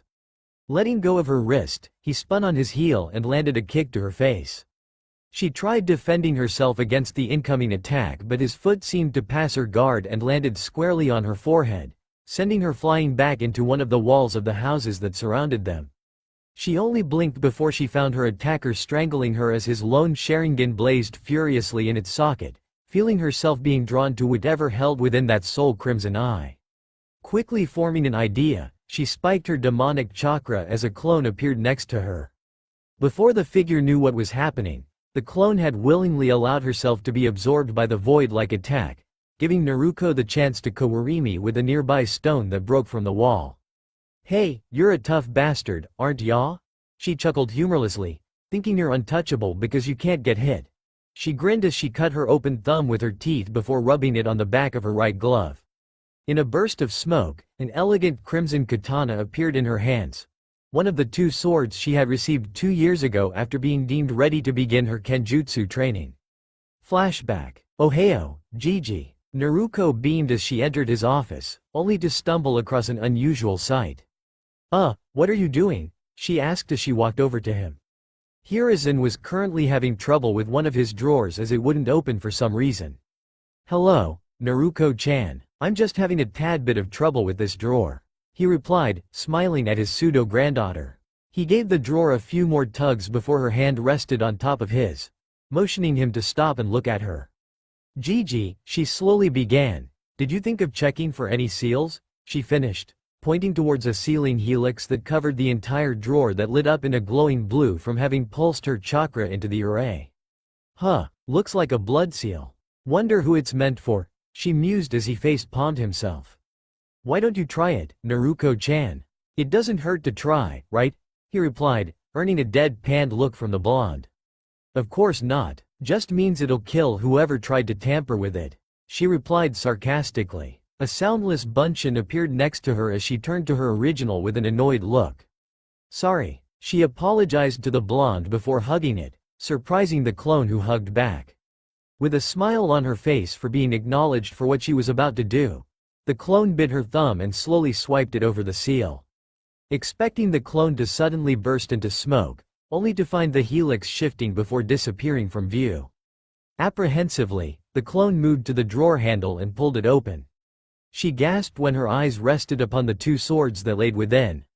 The larger of the two swords looked like a behemoth of a sword, but also deduced from first glance that it was made from several other swords that could assemble and disassemble, glowing in a pulsing platinum silver that practically screamed BAMF. The second of the swords was an elegant black and red hilted katana that was sheathed in an elegant black casing. A golden kyubi embedded running down the side of the casing. Dangling from the hilt of the sword was a pendant in the shape of a Cerberus, a creature of mythology that was a three-headed dog-wolf hybrid. Just underneath the two swords was a card with Ichiraku's written across it. "Gigi, what are these swords?" she asked, stunned that her blood opened the draw of these magnificent swords. "I don't know the bigger of the two but the katana." He trailed off as he turned tail and headed straight towards the portrait of the Yondaime and moved it aside, revealing a safe. Inputting the code, the door slid open to reveal several scrolls within which Hiruzen took and placed on the table. "I was supposed to give you these when you became a chunin or when you turned 18. I know about your training and that you're practically chunin in all bar rank, so I'll make the exception. These scrolls are your heirlooms from your parents. Reason I'm giving you these is because I'm sure the one in the drawer is a fake. Kushina-chan asked me to seal her sword in the scroll for you to use when you were of age," he explained, getting a wide-eyed response as she quickly opened the scrolls and searched for what she was looking for. She skimmed the letter for now and promised to read it when she had some free time that evening before she spotted the sealing helix at the bottom and quickly summoned the sword from within. She gazed upon the sword in her hands, seeing that it was the genuine article before picking up the sword and the draw to cross-examine. It took her, Hiruzen, Yugao and Kakashi over an hour to confirm that both swords were the genuine articles. "I don't get it," Yugao slowly spoke up as she twirled one of the swords in her hands. "I recognize Kushi-chan's sword from anywhere, but what I don't get is how there's a perfect replica of her sword." Only she knew about the sword specifics as she was the one who made her sword from scratch. She explained, "Maybe she made a duplicate as a spare?" Kakashi threw his opinion into the matter. However, they looked at the matter. That was the only explainable reason that made sense. Only Naruko's blood could open it, and Kushina was the only one who knew about the sword and was a sealing master of the Uzumaki Fuinjutsu, the hardest form of Fuinjutsu known only to those of their clan. "I guess I can't use the swords as I don't have anyone who can train me with swords, so I'll have to wait until I find someone," Naruko replied, earning silence in response. She turned her head up to three sweat-drop faces as they all pointed towards the purple-haired Anbu operative sitting in the room. "Oh, I forgot," she apologized, chuckling sheepishly as she scratched the back of her neck. "Yugao nay, I know," she interrupted, giggling a little at her younger sister's request. She couldn't pin when she started caring for the young blonde, but she'd promised to herself she'd never let harm come to her. "I can teach you how to use those katana, but the Zanbatsu will be difficult," she admitted. Hiruzen chuckled a little as he had the ideal person in mind, hoping that Naruko didn't pick up on her antics. "I have someone in mind who can help you, but this will be classified to everyone in this room and no one else," he explained, getting serious about the matter as everyone nodded. "Good, I know she'll be more than adequate to train you as she uses a similar sword as you do. I should warn you that she can be a bit eccentric." He winked as she slowly nodded, wondering why he was warning her. End flashback. "You've caused enough pain for me already. I'm not letting you continue destroying everything I hold dear," she growled as she moved her hands slightly before launching herself once more at the masked man. Like she predicted, the sword phased through him effortlessly and tried to defend herself the best she could while his attacks were landing home every time. His hands smashed against Naruto's and the sword was sent to the ground a few feet away. She cursed inwardly as she had no idea how she was supposed to hit him, but her eyes soon widened when she noted a crack on the man's mask. Before Shish had a chance to ask what happened, she received an influx of information back from her clone's clone, showing her what happened. Forming a plan in her head, Naruto chuckled to herself as she pulled herself up to her feet. "You dare mock me?" he replied darkly as he rushed forward and landed several more blows on her bruising body. She let him land the blows on her, which hurts like hell, she thought, but it left her open to plant her hand through where his mask would be. Her clone knew what she was doing as a handprint of his mask appeared in the void realm she was stuck in.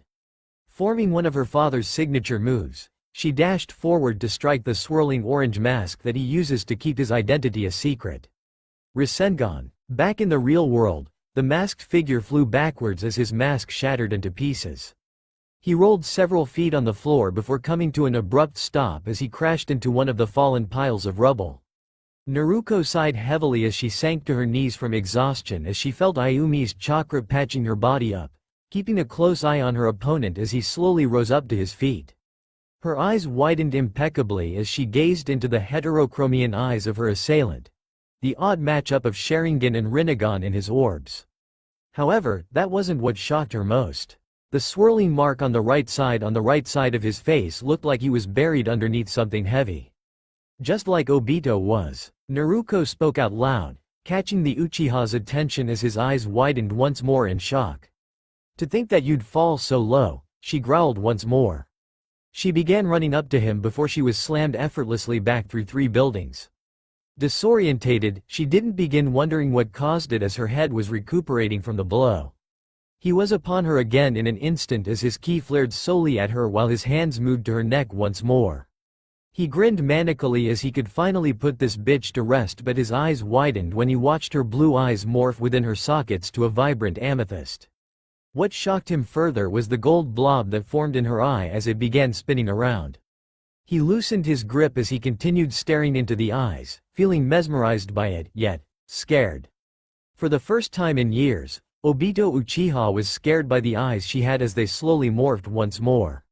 Shinra Tensei. Without a chance to react to the shock of the blonde now having the same Rinnegan eyes he had, he found himself smashing through building after building until he decided that he was no longer able to fight against her without attracting unwanted attention.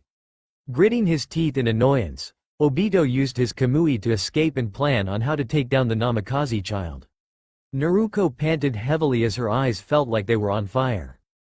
Grabbing her eyes the best she could, she tried cutting the chakra that was subconsciously being channeled to them as fatigue soon kicked in. She only caught the shout of her partner before the world turned black from unconsciousness.